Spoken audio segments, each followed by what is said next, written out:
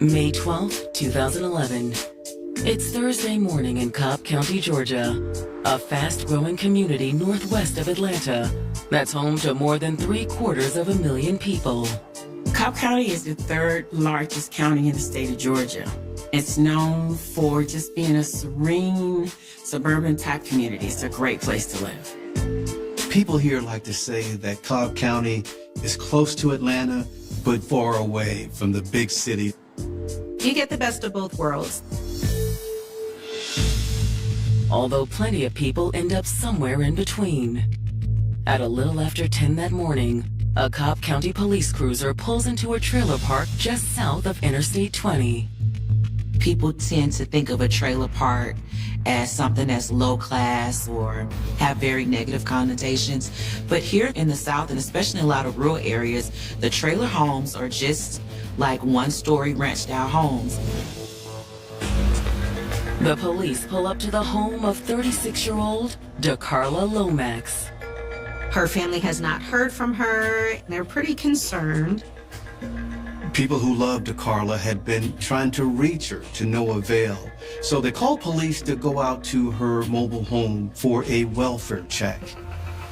Walking up to the trailer, the officers don't immediately see any cause for concern. There was no broken glass. There were no open doors, anything like that that would alarm them. DeCarla, are you in there? Miss Lomax, are you in there? When no one answers, the officers track down the property manager to unlock the door. They go inside, announce themselves. This is police. Anybody here? Still no answer. The officers look around the sparsely furnished living room.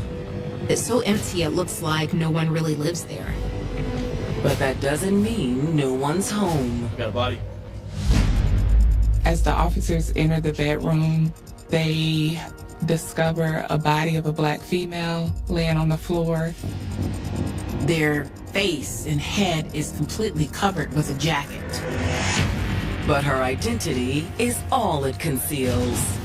The jacket isn't covering up the fact that there's a pool of blood.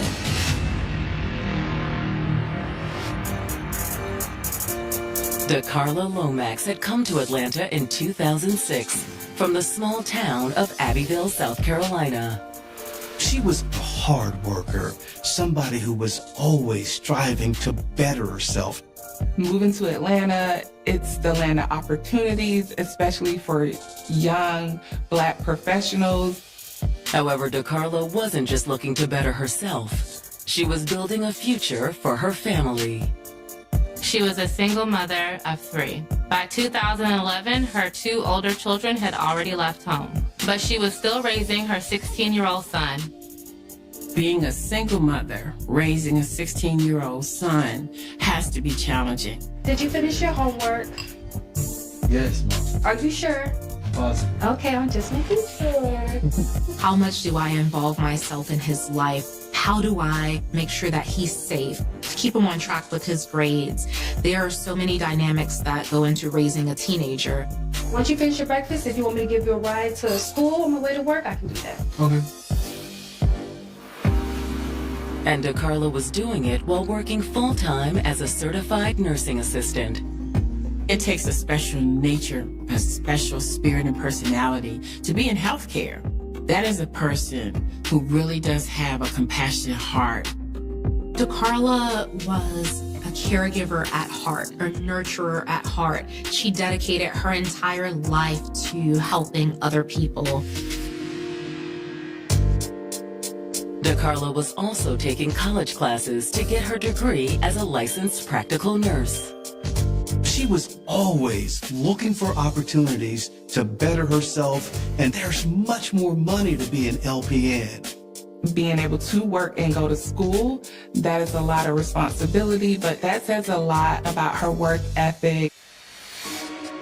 Still, for all her success as a nurse and a mother, DeCarla felt something was missing in her life. It's natural progression to say, hey, I have my things in order.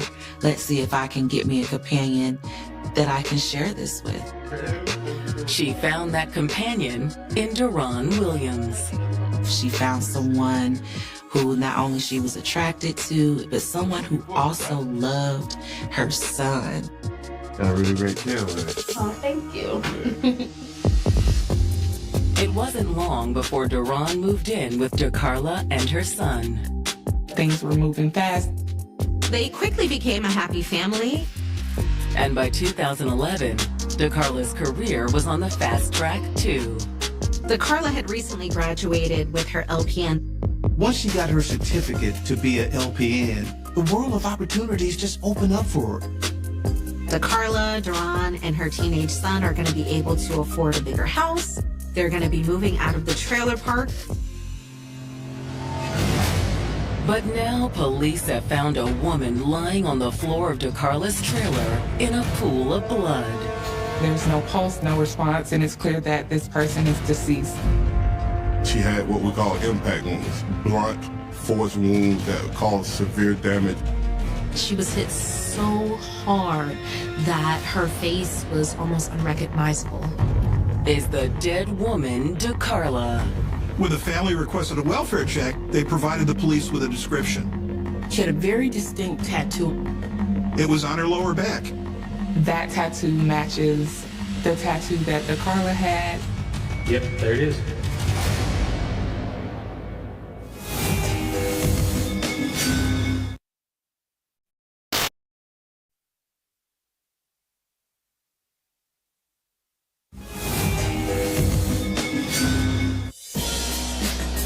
Hardworking single mother DeCarla Lomax had come to Cobb County, Georgia to build a better life for herself and her teenage son.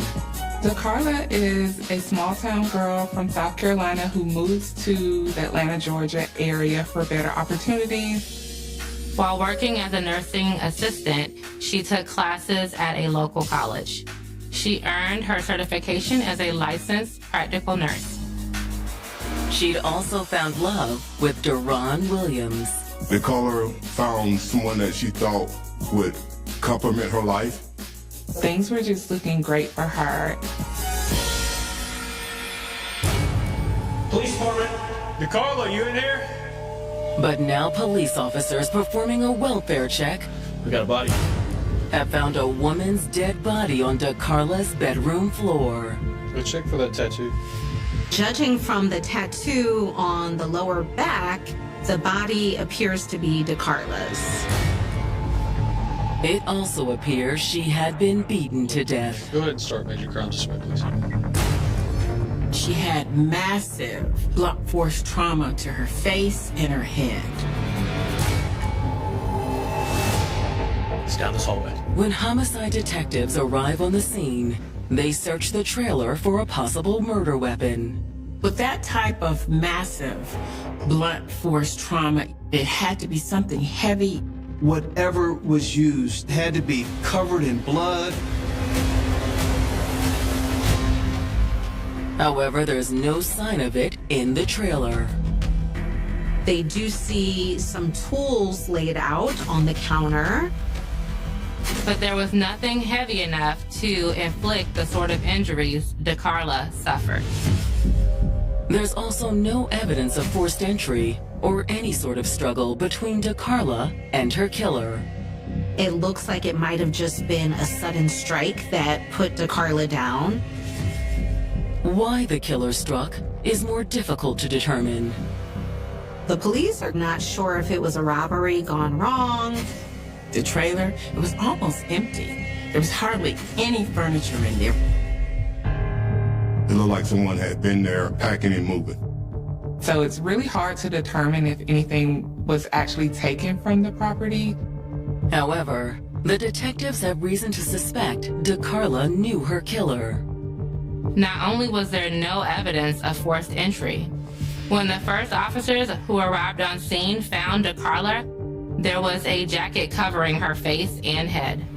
But when someone takes the time to cover up an assault, use an indicator that that person is known to the victim. Excuse me, sir. After wrapping things up inside, detectives start interviewing other residents in the trailer park. Most of the neighbors weren't too familiar with DeCarla. Some would see her come and go, but they didn't get to know her that well. We're investigating a homicide. One neighbor does confirm that DeCarla was in the process of moving out. Yeah, I've seen her around. She's been coming by for the last week or so, loading things up. That explains why there was so little furniture and other belongings in the trailer. When was the last time you saw her? The neighbor says the last time he saw DeCarla was that morning. That neighbor remembered DeCarla pulling in around 8:30.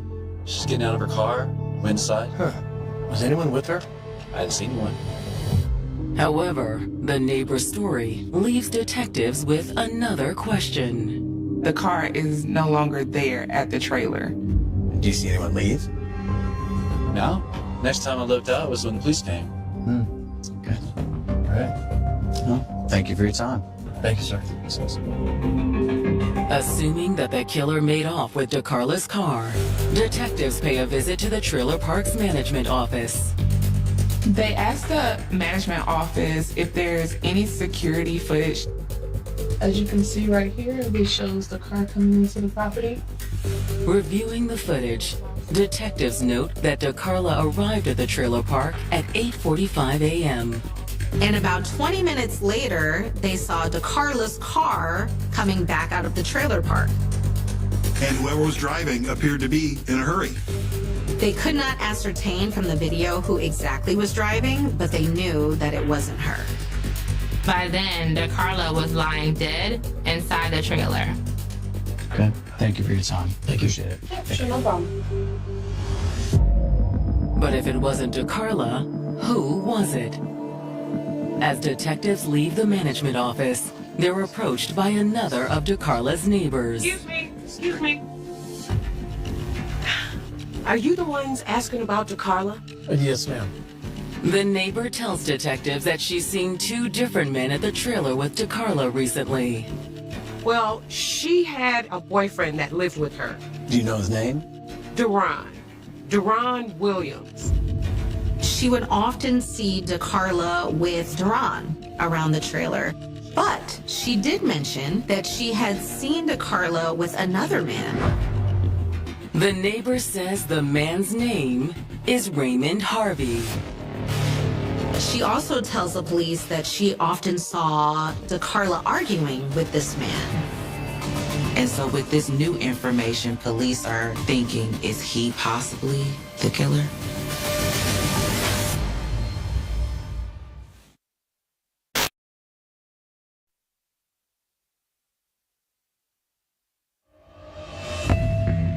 Detectives investigating the murder of DeCarla Lomax have just learned that the 36-year-old nurse had recently been seen with a man named Raymond Harvey. Raymond has also been reported by neighbors to have been arguing with DeCarla around the property multiple times. Officers are now thinking that one of these arguments turned violent.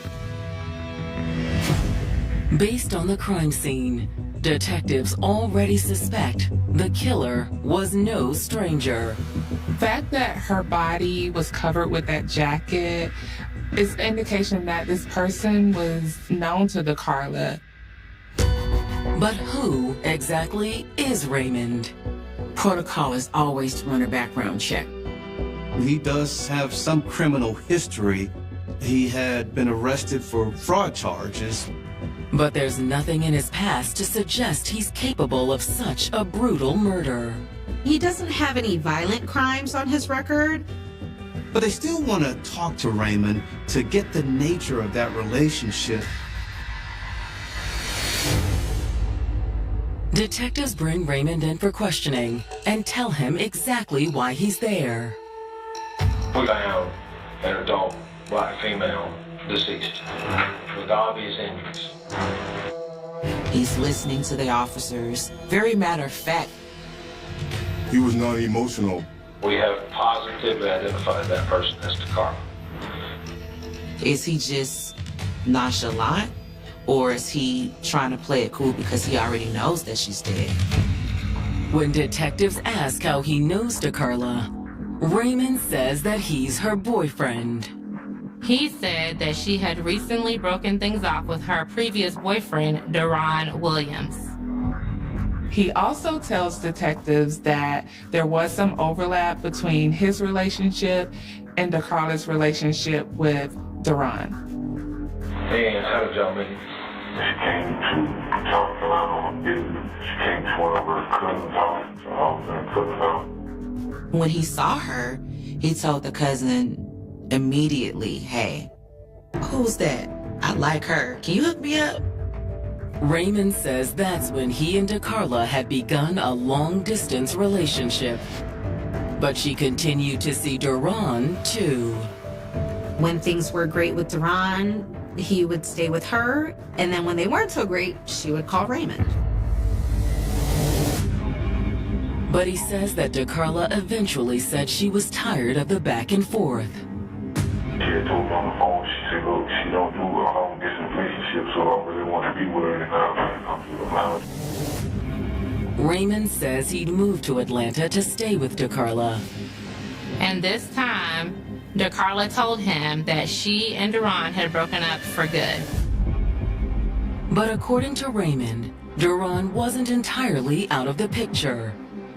He fell out, because, cheating and, moving back home. Cheating with him? Yeah, she was cheating with him. Not that Raymond was entirely innocent either. Oh, I was doing my thing too. DeCarla wasn't his only love interest. But he and DeCarla had eventually drifted back together. Only when he moved back into DeCarla's trailer, things got even more complicated. Deron was actually there now, staying at the trailer. DeCarla says that she's just helping him out. He had gave them her address for his probation. Raymond says he wasn't crazy about the arrangement, but DeCarla had told him not to worry. She said he's not going to do nothing to say nothing to you because he knows he's on probation. He knows he's in trouble. He's gone for a while. Still, Raymond said he didn't like having Deron around. In fact, he says Deron is likely responsible for DeCarla's death. Even before me, they were arguing and fighting. He was real bad. He tells the police about how Deron had beaten her several times before, and one of those beatings actually landed her in the hospital. I wasn't cut, physically, like punched her in the face or something, swore up. Raymond says he'd grown so fed up with the situation that he'd given DeCarla an ultimatum. He says it's either him or me. Yeah, look, DeCarla, you finna have to choose. I don't see. Really, I'm done, bro. Wait, don't go, please. I choose you. I choose you. I want you. Really? Yes, I want you. DeCarla says, I want you, Raymond. I want you. So Raymond and DeCarla decided to get their own place. Yeah, they moved majority of our things to the new residence. Which explains why the trailer was so empty. Raymond says that Deron had also moved out. His mama, got him, several places to stay. But did that mean he was entirely out of the picture this time? DeCarla would often go back to the mobile home to pick up a few things. There were nights where DeCarla stayed overnight just from packing late. At least that's what she told Raymond. The detectives asked Raymond if DeCarla might have still been seeing Deron. Might have been up there, I don't know. Raymond said they had had a conversation about this very fact. But it's what he says next that makes detectives suspicious of Raymond. She said that he never did come, she don't have to,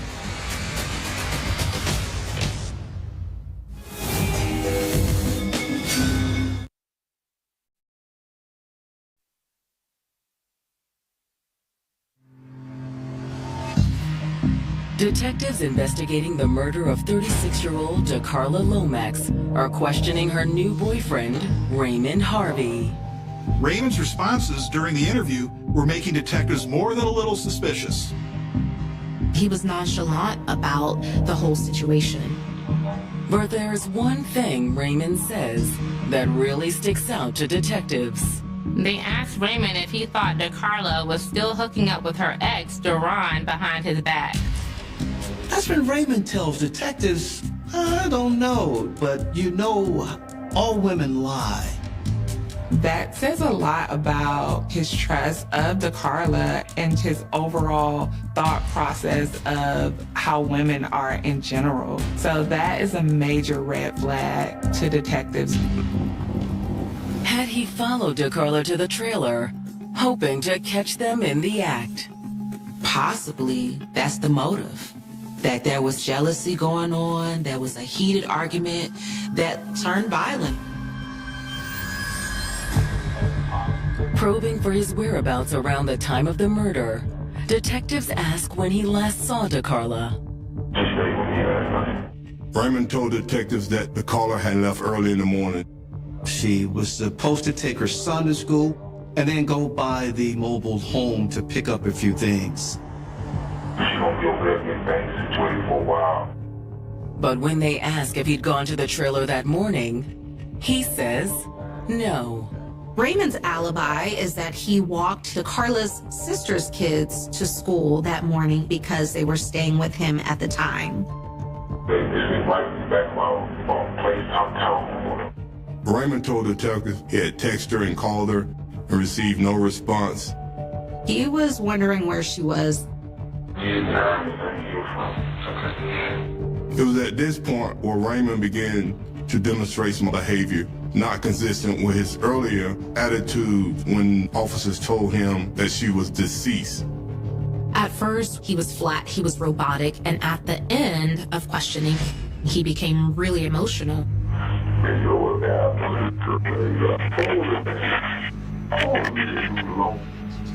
He starts breaking down. He's like, I told her, but she didn't listen. Detectives didn't know what to make of that. Is the reality that DeCarla is dead finally sinking in? Or is it the beginnings of a confession? He could be getting emotional because he's feeling guilty. I'm gonna need your phone to check your call logs, please. At the end of the interview, detectives ask to see Raymond's phone. His statements and his call log was consistent. He had made several attempts to reach out and call her. To investigate Raymond's claims further, detectives subpoena his phone records. Since he made several texts and calls, there should be cell tower data that confirms exactly where he was. Then, while waiting to hear back from Raymond's cell phone provider, You can have a seat here. detectives talk to DeCarla's 16-year-old son. They reached out to DeCarla's brother, who picked him up from school, and asked him to bring the teenager into the station. Thank you. When he sits down with detectives, DeCarla's son confirms that his mother did drive him to school that morning. And he tells them that he slept most of the way to school, but she did in fact drop him off at school. His story was consistent with Raymond. However, he does mention something that Raymond didn't know. He remembers his mother saying on the ride to school that she was going to meet up with Duran a little bit later. She said Duran needed a ride to the probation office. Okay. All right. He had a meeting that morning with his parole officer. Considering how Raymond felt about Duran, it's no surprise that DeCarla did not tell him that she was meeting with Duran. Sir, can you come in, please? I'm gonna ask your uncle some questions. Can you get some? She also neglected to mention it to her brother. You can have a seat, please. Since DeCarla's brother was already at the station, detectives interviewed him too. Did she tell you anything about meeting up with him at school? DeCarla's brother is really surprised that DeCarla went to go see Duran without him. Well, if she knows she won't be around him, she usually brings me along with her because we already know how he is. According to DeCarla's brother, how Duran is dangerous. He tells the police that DeCarla and Duran had a very violent history, and they had made an agreement that anytime DeCarla was going to interact with Duran, that her brother needed to be there as well. He says they'd made the agreement after Duran put DeCarla in the hospital. Raymond had previously told detectives about Duran putting DeCarla in the hospital. but he hadn't known of any details. However, her brother does. DeCarla's brother actually witnessed the aftermath. I took her to the emergency room. She investigated, told me what happened. What Deron had done sounded awfully familiar to the detectives. Deron actually hit her in the head with a hammer.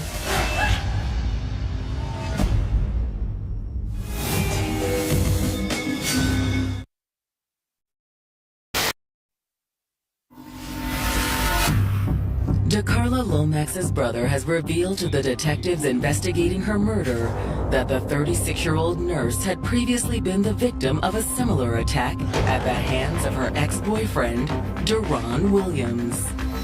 He tells the police that the incident that landed DeCarla in the hospital was due to Deron hitting her in the head with a hammer. When was that?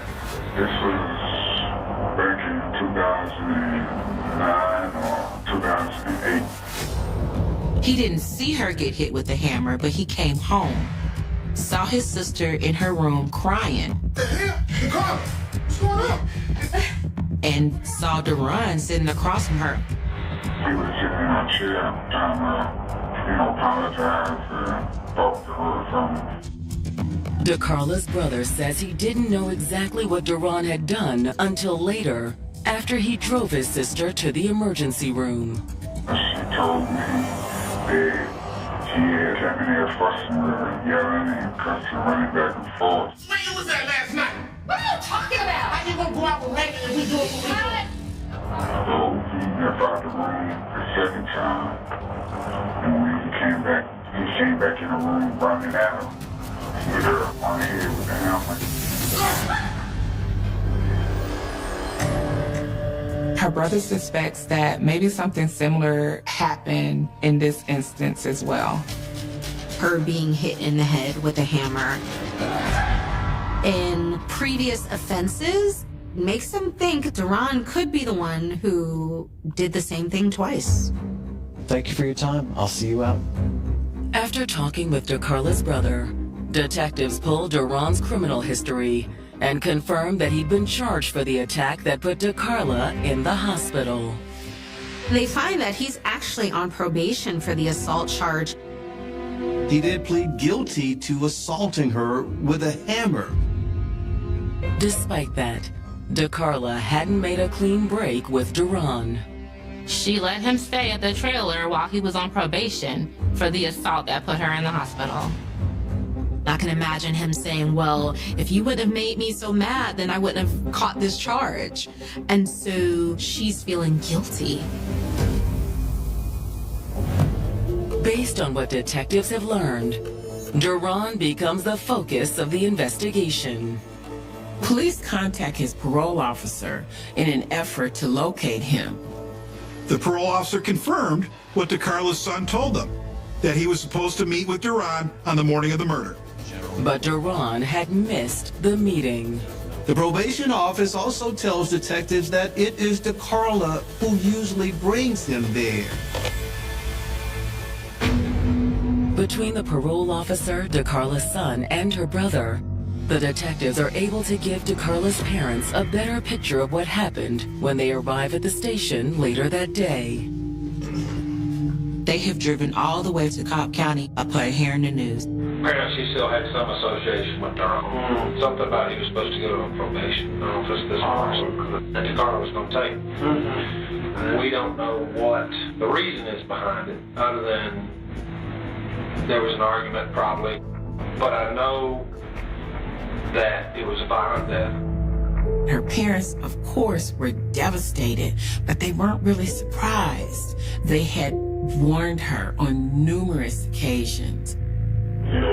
Anytime a person hits you, it's time to walk away. But love doesn't work that way. Sometimes people stay. They stay too long. And now there was only one thing left to do. We're going to work and work and try to bring some justice to it. We're so sorry for your loss. Thank you for coming in. I'll see you all out.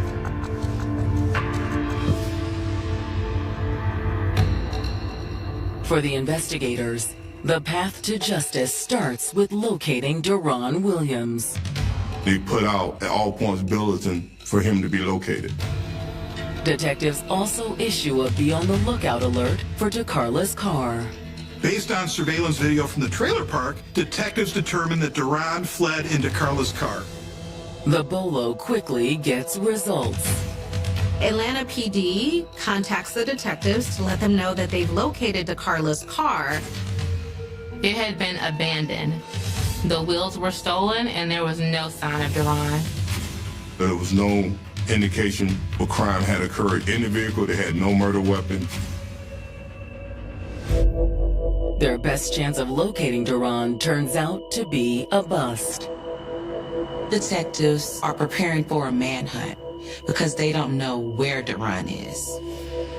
However, the search for Deron will soon be cut short.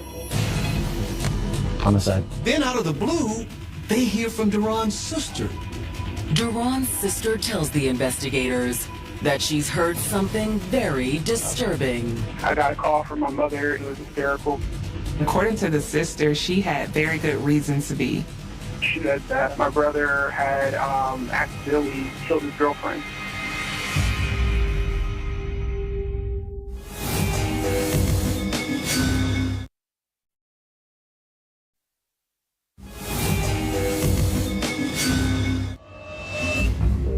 Deron Williams' sister has reached out to detectives investigating DeCarla Lomax's murder with some crucial information. She says that Deron called their mother to tell their mother that he thinks he killed his girlfriend. So I called his cell phone and he answered the phone. He was crying. He was hysterical. He says, I accidentally killed her. I killed her. He tells her that he did kill DeCarla, but he doesn't know what happened. They had a very tumultuous relationship. His sister claims that they've been calling the police on each other for years. He's gone to jail before for, I guess domestic violence with her. It's just been a complete mess. And then, according to Deron's sister, he was holed up in an Atlanta hotel trying to figure out what to do. The sister feels that it's best to contact the police. Deron's sister was able to provide the location of the hotel where Deron was staying. Thank you. As soon as detectives are off the phone with Deron's sister, law enforcement descends on the hotel. Thankfully, Deron surrenders without further incident. Then, once he's back at the station, detectives sit him down for questioning. When they let him know that he was under arrest for murdering DeCarla, he became quite emotional. We identified positively DeCarla Lomax as being deceased. I know, son. I know. He's distraught, and they're having a hard time calming him down. You all right? That display of emotion led detectives to believe that he was feeling guilty and would cooperate. This is your opportunity to provide us with your side of what happened. But Deron is unable to give them a straight answer. I don't know what happened. I don't know what happened. Detectives want to know why then he caught his mom crying. If I remember right, what you told her was that you thought you accidentally killed your girlfriend. That's when Deron decides to lawyer up. I'm also not talking about. Well, I understand why your mom will say that. And we've been through your rights. If you don't want to talk to me, then that's your right. She just told me to do my lawyer. So the police have to shut that interview down. But detectives won't need a confession to charge Deron with murder. They want to triangulate where that cell phone was. His phone records show that Deron was in the vicinity of the trailer park the morning of the murder, right around the time of 8:45. When Duran goes on trial on November 5th, 2012, the prosecutors say there's a simple explanation for why his phone was pinging off a tower near the trailer. Prosecutors told the jury that DeCarlo picked up Duran that morning to take him to his probation meeting, but they made a stop at the mobile home. They stopped off at the trailer, and at some point, an argument ensued. The prosecutors weren't sure exactly what the argument was about.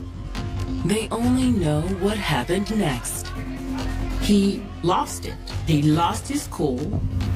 He picked up the hammer and murdered DeCarla.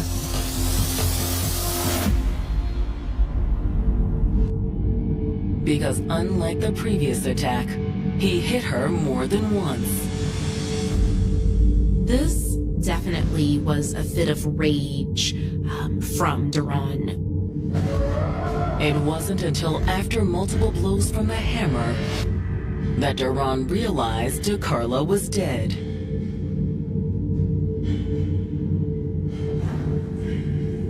I'm sorry, baby.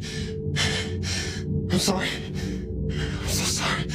After the murder, he covered her face with a jacket. Then he got into DeCarlo's car and drove away, taking the hammer with him. Somewhere, he ditched that hammer. It was never found. When it's the defense's turn, Duran decides it's finally time to tell his side of the story. Duran takes the stand, which is something you hardly ever see murder defendants do. In his testimony, he doesn't deny much of what the prosecutors claim. He tells the jury that DeCarlo did, in fact, pick him up to take him to his probation meeting. They stopped at the trailer to do some last-minute packing, and in the process, they got into an argument. But Duran claims that DeCarlo started it. Duran said the argument started because DeCarlo accused him of texting another woman. Who is she? Just don't worry about it. Duran says he tried to explain, but DeCarlo wouldn't listen. He states that she actually came at him. Just stop. Who is she? It's nobody. He picked up the hammer to swing at her just to get her off of him. Who is she? It's nobody. He was defending himself. That's what Duran claims. But the jury sees it differently. The jury sides with the prosecution and they find Duran guilty. He was sentenced to life with no possibility of parole. To those who love DeCarlo, the punishment is tragically too late. The initial 2008 charge where he had hit her with a hammer, he received no jail time. He was on probation for that assault when he killed her. If Duran had been behind bars, DeCarlo would still be alive. Having DeCarlo taken away from this world in such a violent way was a huge loss. She was caring. She committed her life to taking care of others. And it may have been her commitment to helping Duran, even when she knew it was over between them, that cost her her life. For whatever reason, whether it was love or even misguided love, she allowed herself to stay in that relationship. And by the time she made the decision to get out of it, it was too late. Abuse is never okay. If you or someone you love is in an abusive relationship, there is help available. Call the Domestic Violence Hotline at 1-800-799. There are murders that begin with greed. Others begin with jealousy, revenge, or desperation. And then there are the rare tragedies that seem to grow quietly over decades, hidden beneath success, applause, and family photographs until one ordinary afternoon becomes the final chapter of a story that should never have ended in blood. On February 27, 1991, the quiet suburban neighborhood of Court Madera, California, looked almost painfully ordinary. The late afternoon carried the soft light that often settles over Marin County before sunset. Cars moved through the streets without urgency. Children rode bicycles along sidewalks. Neighbors tended gardens, walked their dogs, or prepared dinner, completely unaware that only a few houses away, two brothers were about to relive years of resentment inside a rented home. From the outside, nothing appeared unusual. No shattered windows. No desperate screams echoing through the neighborhood. No masked intruder slipping through the shadows. Just two brothers closing a front door behind them. For most families, that scene would have meant another difficult conversation, another attempt to repair old wounds. Arguments between siblings are common. Pride can flare. Voices can rise. Doors can slam. Then everyone goes home. But this family was different. These brothers had spent nearly 3 decades building an empire together. They had transformed themselves from ambitious young entrepreneurs into controversial celebrities known throughout California. Their names had become inseparable from one another. Newspapers rarely mentioned one without the other. Television interviews introduced them as partners. Business records carried both signatures. Their fortunes had risen together. Yet somewhere beneath the wealth, beneath the headlines, beneath the image of unstoppable success, something had begun to rot. Resentment rarely arrives all at once. It settles slowly. A slight overlooked during a meeting. A disagreement over money. A feeling that one brother receives more praise than the other. A business decision that quietly shifts the balance of power. One victory. One humiliation. One insult that is never forgiven. Years pass. Nothing is said. Everything is remembered. By the beginning of 1991, the Mitchell brothers no longer looked like partners standing shoulder to shoulder. They looked like rivals trapped inside the same legacy, each convinced the other had stolen something impossible to recover.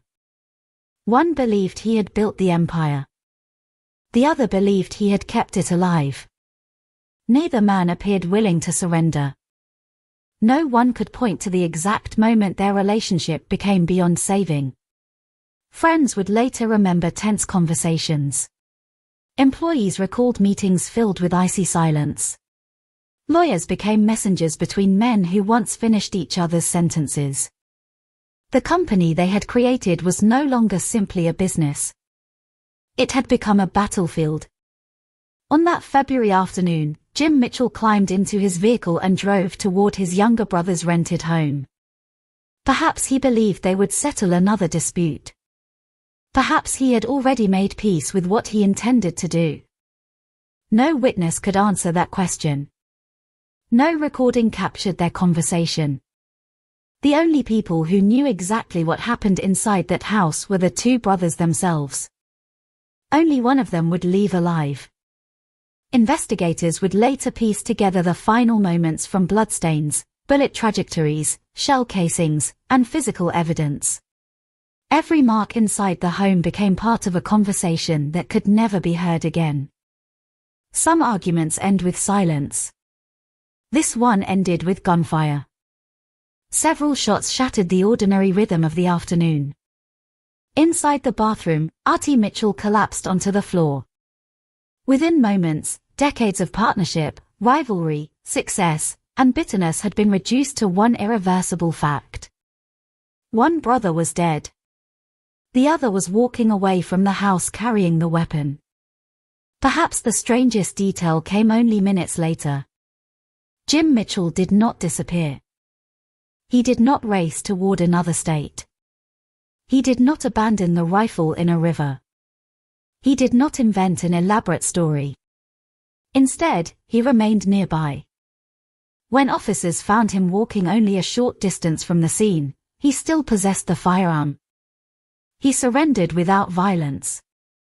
There was no frantic chase through city streets. No dramatic hostage situation. No desperate attempt to escape justice. Only a man standing quietly after killing the person who had shared nearly every chapter of his adult life. Police officers would later describe him as remarkably calm, almost detached. The contrast was impossible to ignore. Inside the house lay a man whose life had ended violently. Outside stood his older brother, waiting for everything that would follow. News of the shooting spread quickly. At first, many people assumed they had misunderstood the report. Surely there had been an accident. Perhaps an armed robbery. Maybe an unknown attacker had broken into the residence. But investigators uncovered no evidence of forced entry. No signs of theft. No indication that anyone else had been present. The truth proved even more disturbing because it required no mysterious stranger. The killer already belonged inside the family. For the public, the crime carried an irresistible sense of disbelief. The Mitchell brothers were famous. Not because they were politicians. Not because they were athletes. Not because they had inherited enormous fortunes. They had built one of America's most recognizable adult entertainment businesses, becoming symbols of a changing culture during the sexual revolution that transformed California through the 1960s and 1970s.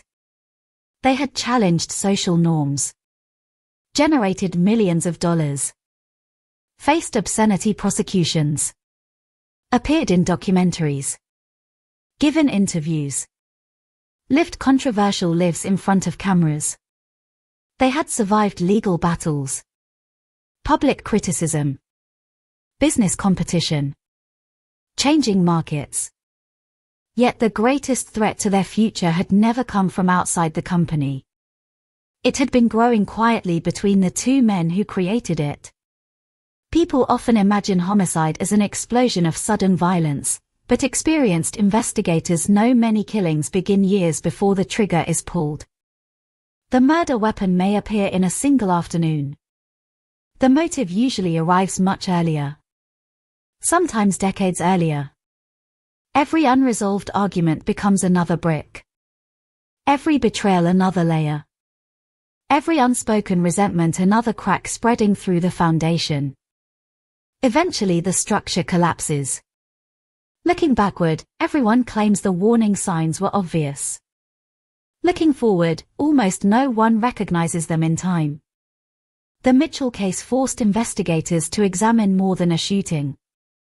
It forced them to examine the psychology of brothers whose identities had become inseparable from their shared achievements. How does admiration become competition? How does competition become resentment? How does resentment survive success? And perhaps the most unsettling question of all. How does someone point a gun at the person who helped build every meaningful chapter of his own life? The answers were anything but simple. Money played a role. Power played a role. Pride played a role. Addiction cast its own shadow over the story. Years of personal frustration blurred the line between business disagreements and emotional wounds that neither brother seemed capable of healing. By the time investigators reconstructed the final hours, they discovered that the shooting itself lasted only moments. The conflict behind it had lasted years. As detectives photographed the scene, measured bullet impacts, and documented every piece of evidence, another investigation quietly began outside the crime scene. Friends began searching their memories. Employees revisited old conversations. Business associates reconsidered meetings that once seemed insignificant. Lawyers reviewed legal disputes. Journalists dug through decades of public appearances. Slowly, another picture emerged. The murder was shocking. The path leading toward it was tragically familiar. Two ambitious men. Two powerful personalities. One shared dream. One empire. One family. The same story that had once inspired magazine profiles and television interviews was now becoming a homicide investigation watched across the country. Behind every headline stood a haunting contradiction. The brothers had spent years creating fantasies for audiences. Now investigators were left uncovering the harsh reality of their own lives. The tragedy could not be explained by a single bad day. Nor could it be dismissed as an unpredictable explosion of anger. To understand why one brother died and the other became his killer, it would be necessary to return to the beginning, long before police tapes surrounded a quiet house in Court Madera. Long before blood stained a bathroom floor, long before a courtroom examined the final minutes of Artie Mitchell's life, long before detectives traced bullet trajectories across the walls of a rented house in Court Madera, the story belonged to a different California. It was a California standing at the edge of transformation, a place where old traditions collided with new freedoms, where social rules that had shaped generations suddenly began to dissolve. The San Francisco Bay Area during the late 1960s was unlike almost anywhere else in America. The streets seemed to breathe with constant change. Music poured from cafes and open apartment windows. Protest marches wound through downtown neighborhoods. College campuses buzzed with political debates that lasted until sunrise. Young people arrived from every corner of the country carrying little more than backpacks, guitars, and impossible dreams. Some came searching for peace. Others wanted revolution. Many simply wanted permission to become someone different. The city encouraged reinvention. In San Francisco, yesterday's rules often felt irrelevant by tomorrow morning. The summer of love had left its mark on the city, not only in fashion and music but in attitudes toward authority, sexuality, and personal freedom. Conversations that would have been whispered elsewhere unfolded openly in restaurants, bookstores, and parks. The cultural boundaries separating the acceptable from the scandalous became increasingly blurred. It was within this atmosphere that opportunities emerged for people willing to take enormous risks. Among those willing to gamble were two brothers from California whose ambitions stretched far beyond ordinary business. Jim Mitchell, the older brother, possessed the kind of confidence that could fill a room before he even spoke. Friends often described him as forceful, restless, and convinced that obstacles existed merely to be pushed aside. He enjoyed being the one making decisions, directing conversations, and controlling outcomes. There was an undeniable energy about him, the sort of personality capable of inspiring others while exhausting them at the same time. Artie Mitchell, 2 years younger, projected a different presence. Where Jim often led with intensity, Artie frequently relied on charm. He smiled more easily. He listened longer. He seemed comfortable allowing others to believe they had reached their own conclusions, even when he had quietly guided the conversation from the beginning. The differences between them initially appeared to complement one another. Jim could force open doors. Artie could persuade people to walk through them. Together, they represented a combination that many successful partnerships share, one driven by relentless ambition, the other by careful relationships. Neither brother could have predicted how those very differences would someday become sources of bitterness. During the early years, success arrived faster than either man expected. The adult entertainment industry remained controversial, but controversy often created attention, and attention generated money. The Mitchell brothers understood something that many competitors overlooked. They believed that presentation mattered as much as content. Instead of hiding in the shadows, they embraced publicity. Instead of acting ashamed of their business, they defended it. Television interviews, magazine features, and public appearances transformed them into recognizable figures well beyond the industry itself. Their confidence unsettled critics. It fascinated supporters. Most importantly, it attracted customers. Their growing enterprise eventually centered around the Mitchell Brothers O'Farrell Theater in San Francisco. The venue became far more than a theater. It evolved into a landmark of the city's changing identity. Visitors arrived from across the country, some driven by curiosity, others by desire, many simply wanting to witness a place whose reputation had grown almost mythical. Outside, the building looked like another piece of the city. Inside, it represented a business generating extraordinary profits during a period when demand seemed almost limitless. The brothers invested heavily. They embraced larger productions, higher budgets, more sophisticated marketing. They approached filmmaking with an entrepreneurial mindset rather than treating it as an underground operation. That decision separated them from many competitors. Money flowed steadily. The company expanded. Employees were hired. Lawyers, accountants, technicians, performers, editors, projectionists, security staff, and managers all became part of the growing organization. As the business grew, so did the responsibilities. Success rarely simplifies life. It usually complicates it. Every new employee required management. Every profitable project demanded another. Every expansion introduced additional financial risks.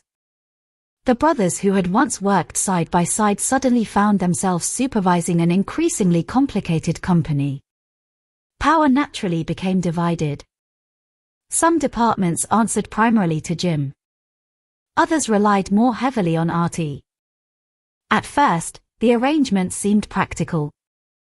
Eventually, it became political. Employees began noticing subtle differences. Jim preferred direct authority. Instructions were expected to be followed immediately. Questions sometimes sounded like challenges. Meetings could become tense if anyone openly disagreed with him. Artie often adopted a softer approach. He discussed ideas, negotiated, built consensus. People generally found him easier to approach. Neither management style was inherently wrong. But within the same company, they slowly created competing centers of influence.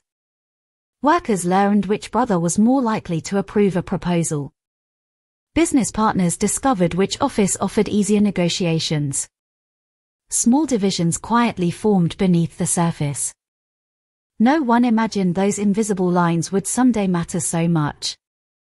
Outside the workplace, both men enjoyed the rewards their success provided. Luxury cars, comfortable homes, public recognition, financial independence. The American dream had arrived in an unconventional form, but it had arrived nonetheless. Yet wealth often magnifies personality rather than changing it. Jim's need for control became more pronounced as the company expanded. Artie's confidence grew alongside his reputation. The more successful they became, the harder it became to compromise. Their disagreements were no longer simple differences of opinion. They carried financial consequences measured in hundreds of thousands of dollars. Every major decision affected employees, investments, legal exposure, and the future direction of the company. The stakes continued rising. During the 1980s, another challenge emerged. The adult entertainment business itself began changing. New technology reshaped consumer habits. Competition increased. Markets that once seemed secure became unpredictable. Profit margins tightened. Companies that had flourished during earlier decades suddenly faced difficult financial realities. The Mitchell empire remained significant, but maintaining success required adaptation. Artie believed restructuring was necessary. Business models needed modernization. Resources had to be redirected. The company could not survive by relying solely on past achievements. Jim viewed many of those proposals differently. Change often feels threatening to people who believe they built something valuable. To him, altering the business sometimes resembled dismantling it. Conversations grew sharper. Meetings lasted longer. Agreements became harder to reach. Employees occasionally witnessed arguments behind closed office doors. Raised voices filtered through walls. Silences followed. When the brothers emerged, both behaved professionally. The business continued operating. Customers noticed nothing unusual. Appearances remained carefully maintained. Behind those appearances, however, trust had begun eroding. Years earlier, the brothers had celebrated victories together. Now they increasingly questioned each other's motives. A business recommendation became interpreted as personal criticism. Financial caution sounded like distrust. Innovation resembled rebellion. Control felt like domination. Neither man seemed fully capable of separating family from business. Every disagreement touched both. Outside observers occasionally assumed their conflicts were temporary. After all, siblings argue. Business partners disagree. Families survive difficult periods. The Mitchell brothers had overcome legal battles, public controversy, and economic uncertainty before. Surely they would survive internal conflict as well. But people watching from the outside rarely saw the entire picture. The company no longer represented only income. It represented identity. Each brother believed his contributions had built the empire. Each believed his judgment offered the best hope for its future. Compromise became increasingly difficult because compromise required surrendering part of the story each man told himself about who deserved credit. Meanwhile, Jim struggled with personal issues extending beyond the boardroom.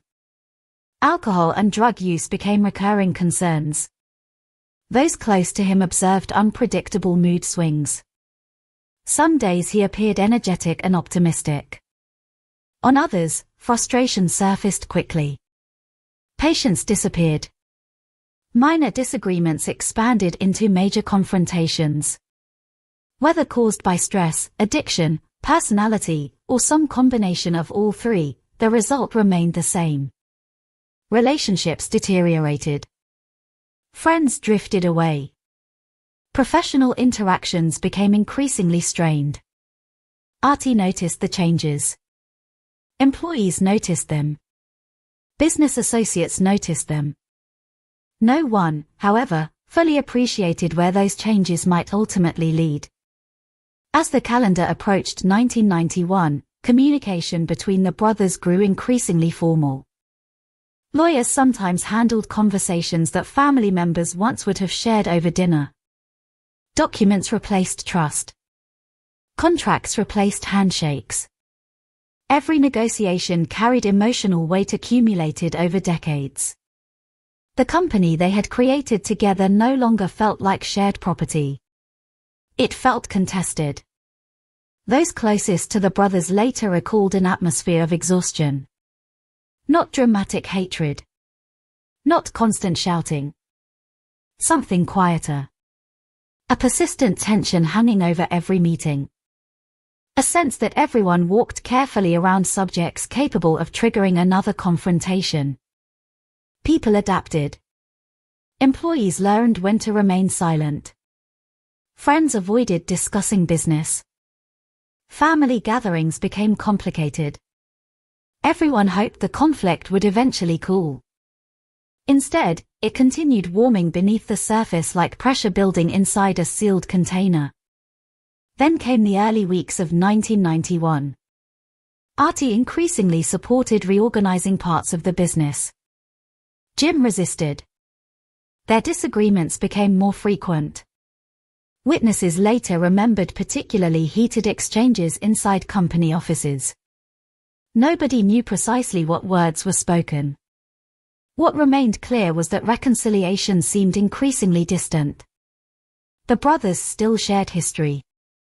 They still shared ownership. But they no longer appeared to share the same vision. By February, the distance between them extended beyond business strategy. It had become deeply personal. Years of admiration had transformed into competition. Competition had evolved into resentment. Resentment quietly settled into something neither man seemed capable of escaping. The empire they once built side by side still stood.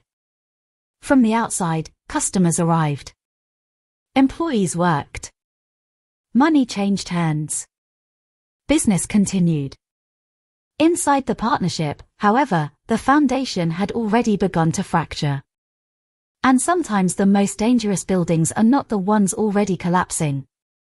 They are the ones that still appear perfectly intact moments before they fall. To understand why the events of February 27, 1991 shocked so many people, it is necessary to look beyond the headlines and the controversy that surrounded the Mitchell name. It is easy to reduce R.T. Mitchell to a newspaper description, a successful businessman, an adult film producer, or simply the victim of a notorious homicide. But every victim is more than the worst day of their life. Before he became evidence in a murder investigation, R.T. Mitchell was a younger brother. He was a businessman, a risk-taker, a man who spent decades helping build an empire that many believed could never exist openly in America. He lived inside a world that generated strong opinions, but the people who knew him personally often described someone far more complicated than the public image suggested. For years, R.T. had lived in the shadow of his older brother.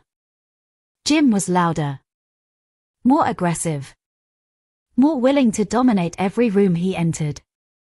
As children and young adults, those differences did not necessarily create conflict. In many ways, they made the brothers stronger as a team. Jim charged forward. R.T. adjusted the course. Jim demanded attention. R.T. earned trust. They balanced one another.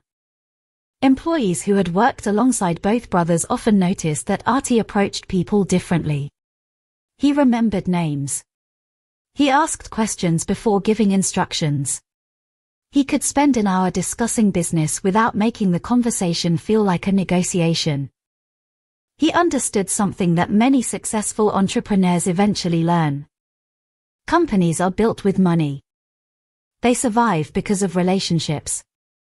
Within the Mitchell organization, performers, editors, technicians, accountants, security staff, and office employees frequently found R.T. easier to approach. When problems emerged, many quietly preferred bringing them to him first. That did not mean he lacked ambition. Far from it. R.T. believed in growth. He believed businesses had to evolve or risk disappearing. He paid attention to changing markets, emerging technology, and consumer behavior. While many competitors remained comfortable repeating past successes, R.T. increasingly spoke about preparing for the future. His thinking reflected a practical reality.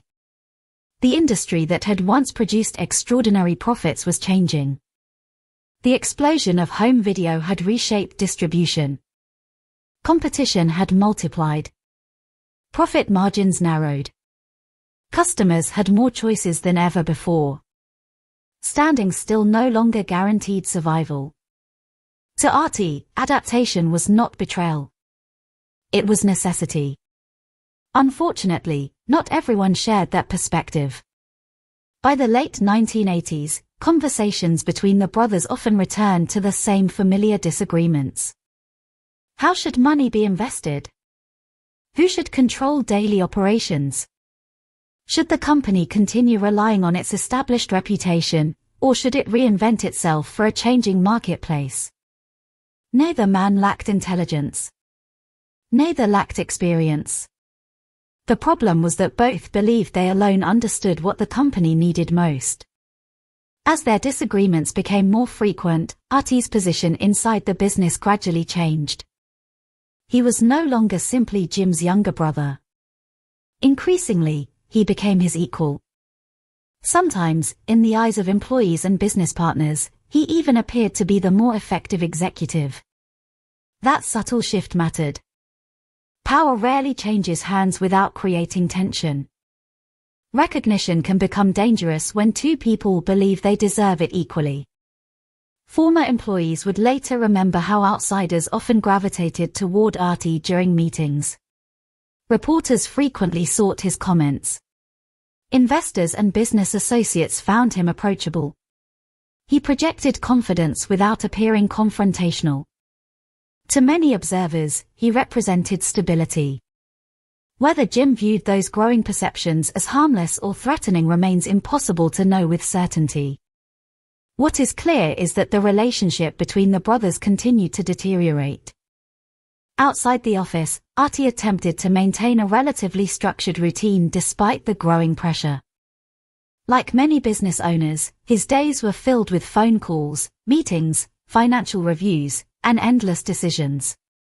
Success can appear glamorous from a distance. From the inside, it often resembles constant problem-solving. Every week brought another challenge. A legal issue. A financial concern. A staffing decision. A production schedule. A contract requiring negotiation. Behind every public success stood countless ordinary responsibilities invisible to everyone except those carrying them. Friends described Artie as someone who remained deeply invested in the future of the company. He understood that their reputation alone could not protect them forever. The marketplace had become more competitive. Public tastes continued changing. Technology refused to slow down. Businesses unwilling to adapt often disappeared. Artie had no intention of allowing that to happen. His proposals increasingly focused on restructuring operations and modernizing the organization. Those discussions, however, rarely ended peacefully. What one brother viewed as modernization, the other sometimes interpreted as criticism. What one considered progress, the other perceived as surrender. Every meeting carried emotional baggage accumulated over decades. Even ordinary business decisions became personal. There were moments when those close to the brothers wondered whether separating professionally might save their relationship as siblings. Perhaps dividing ownership. Perhaps selling parts of the company. Perhaps walking away before the disagreements became irreversible. But businesses are rarely just businesses when families build them together. The Mitchell empire represented years of sacrifice. Late nights. Shared victories. Legal battles survived. Public criticism endured. Walking away meant abandoning part of themselves. Neither brother seemed capable of doing that. Artie's confidence remained intact, yet people around him began noticing how exhausting the conflict had become. Arguments no longer surprised anyone. They expected them. Employees sometimes sensed tension before meetings even began. Lawyers became increasingly involved in disputes that once might have been settled with a conversation. Communication grew colder. More formal. Less forgiving. The easy familiarity that once defined the brothers gradually disappeared. Still, despite everything, there remained history between them. Decades cannot simply be erased.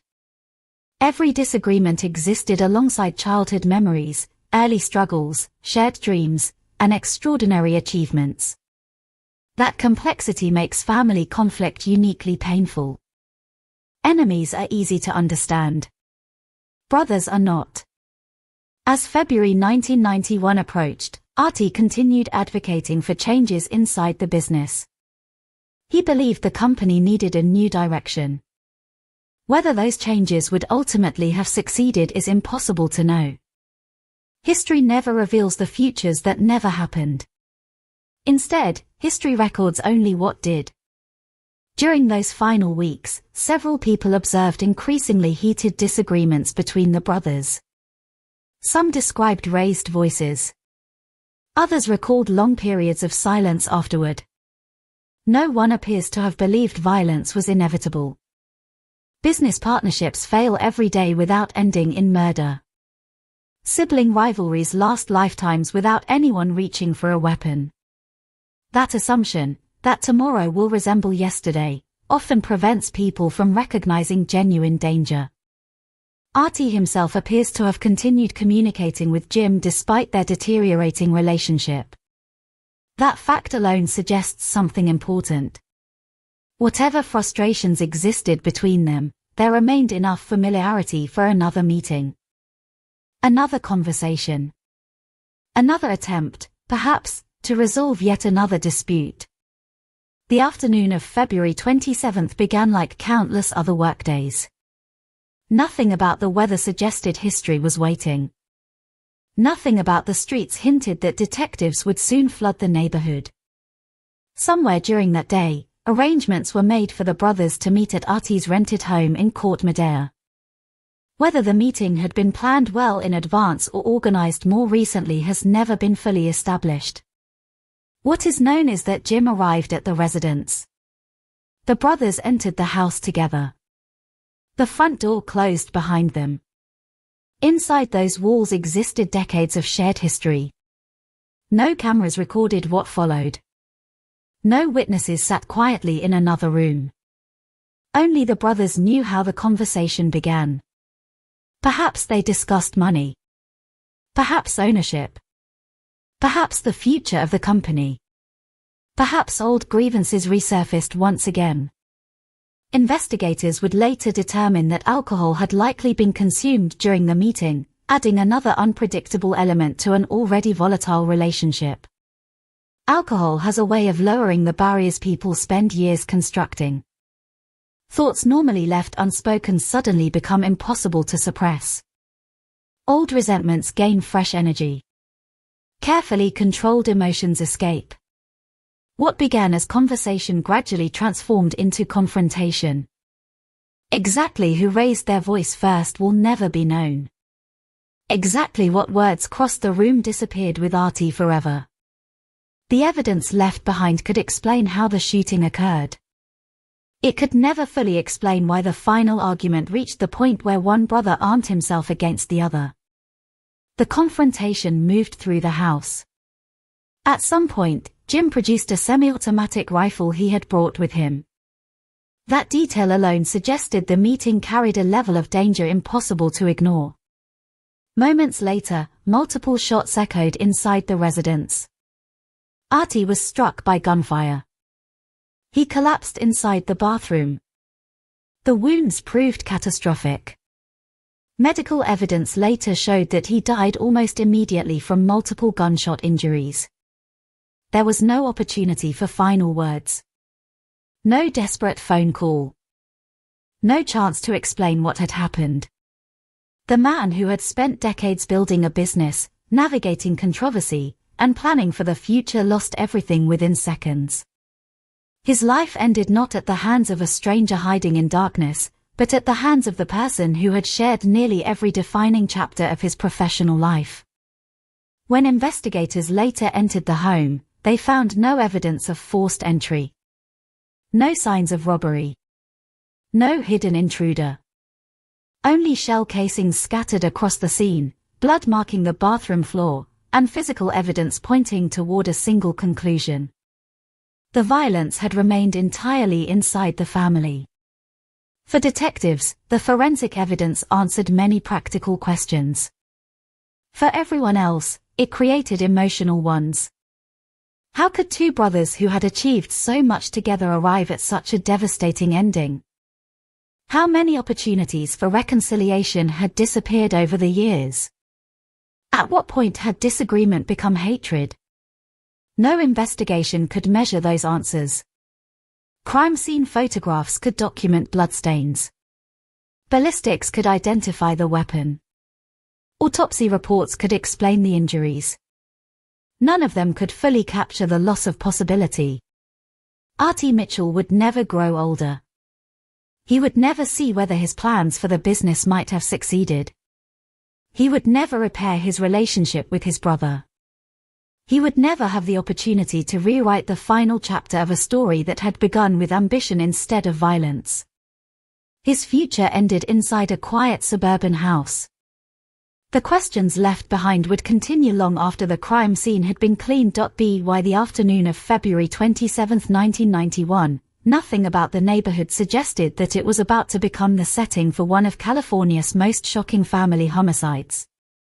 Court Madera was the kind of place where people expected routine. Tree-lined streets curved gently through quiet residential blocks. Well-kept lawns stretched toward sidewalks where neighbors exchanged brief greetings without much ceremony. The pace of life felt noticeably slower than downtown San Francisco, only a short drive away. It was a community where the loudest sounds on most afternoons came from lawn mowers, barking dogs, or children returning home from school. The rented house where Artie Mitchell was staying blended naturally into that peaceful setting. There was nothing about the property that hinted at the storm gathering behind its front door. No reporters waited outside.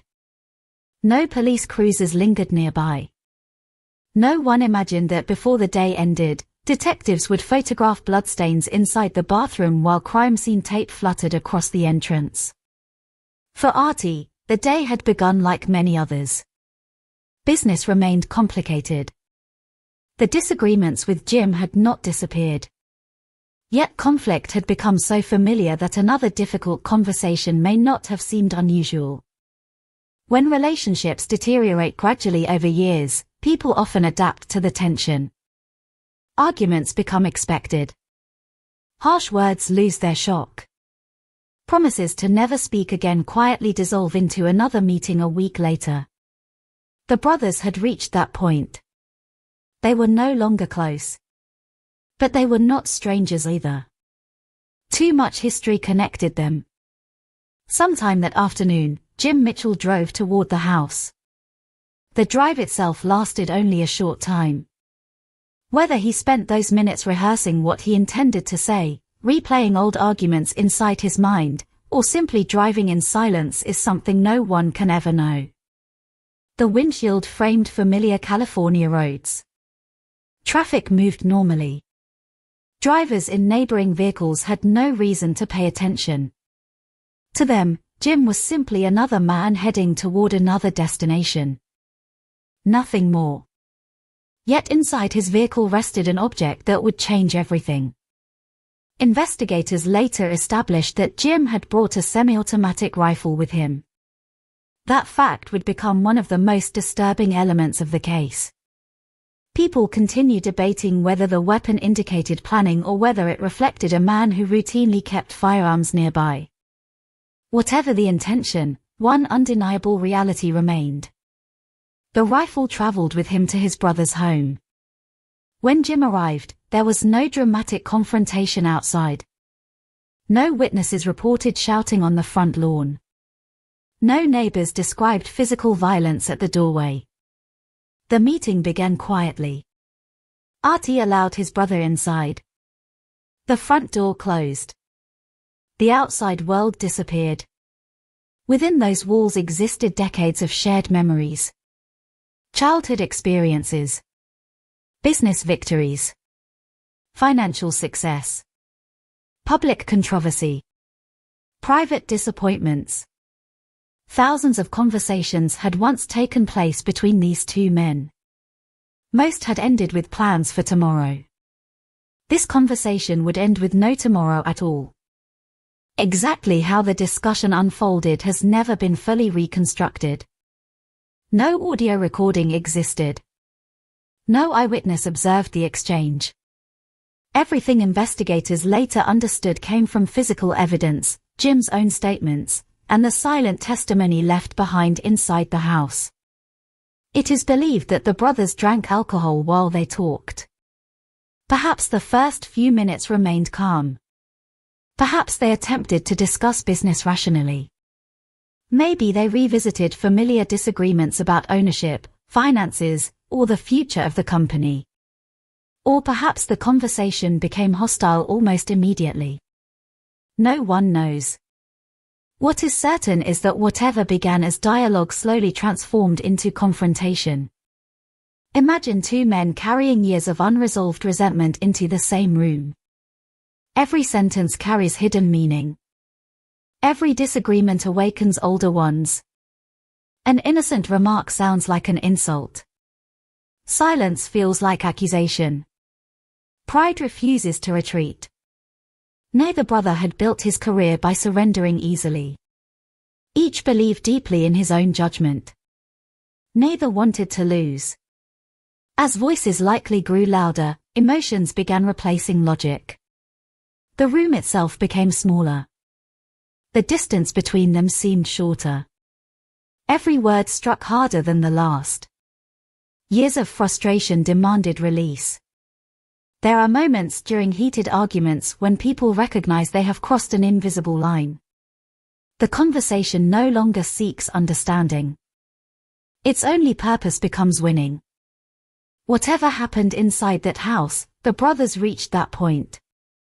At some stage during the confrontation, Jim retrieved the rifle. Whether it had remained nearby from the beginning or whether he deliberately walked to retrieve it has never been conclusively established through publicly available evidence. But once the weapon appeared, the balance between argument and violence changed forever. For one brief instant, there may still have been time to stop. One decision. One hesitation. One step backward. History is often shaped by moments measured in seconds. Instead, the trigger was pulled. The first gunshot shattered the afternoon silence. Inside the house, the sound would have been deafening.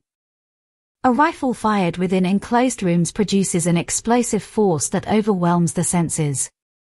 The noise echoes violently from wall to wall. There is little opportunity to think.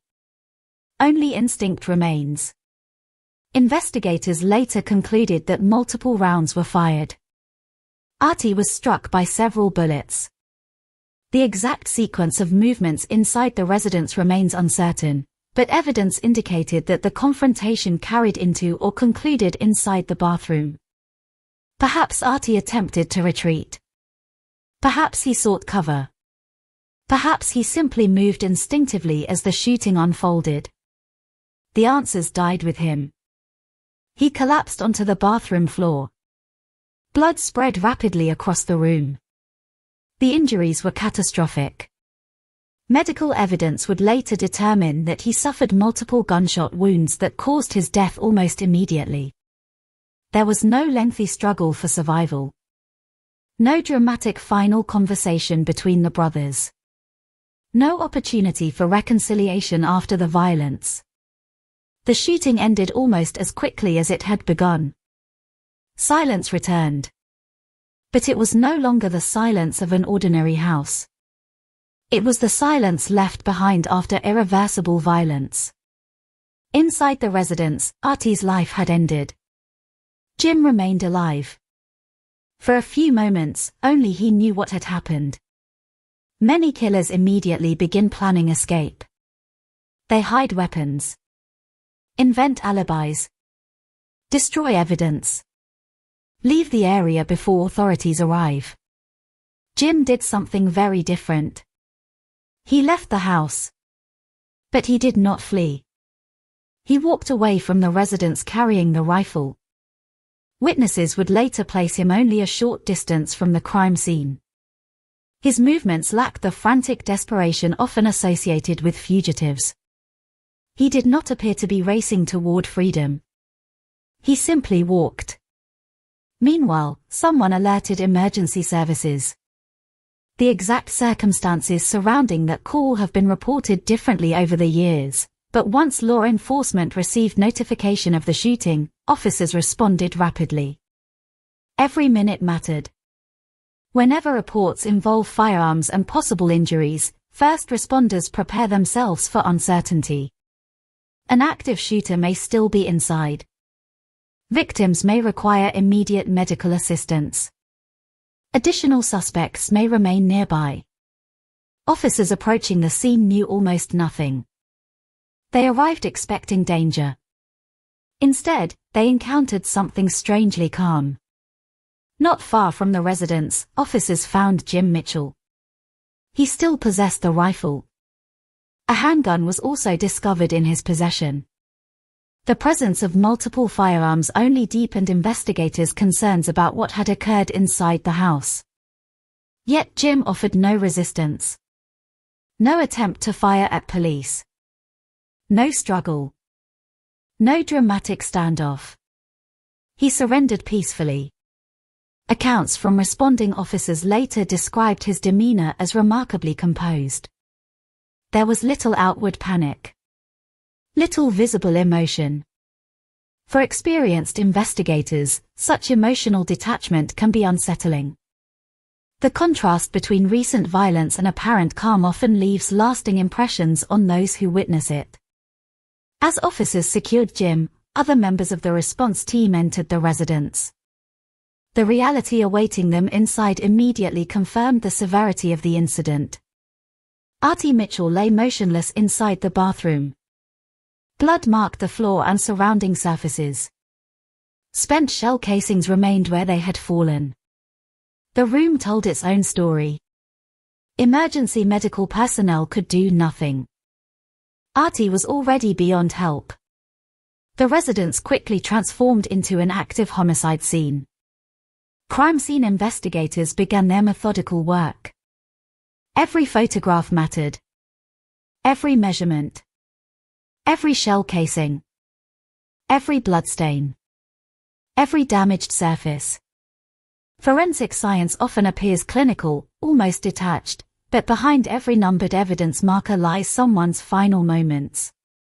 Investigators documented the position of the body before anything was moved. Bullet impacts were carefully examined. The trajectory of each shot helped reconstruct the sequence of events. Blood pattern analysis revealed movement during the shooting. The evidence consistently pointed toward a confrontation involving only the two brothers. As detectives searched room by room, they looked for signs that another person might have entered the house. Forced entry. Broken locks. Disturbed windows. Missing valuables. Anything suggesting robbery or outside involvement.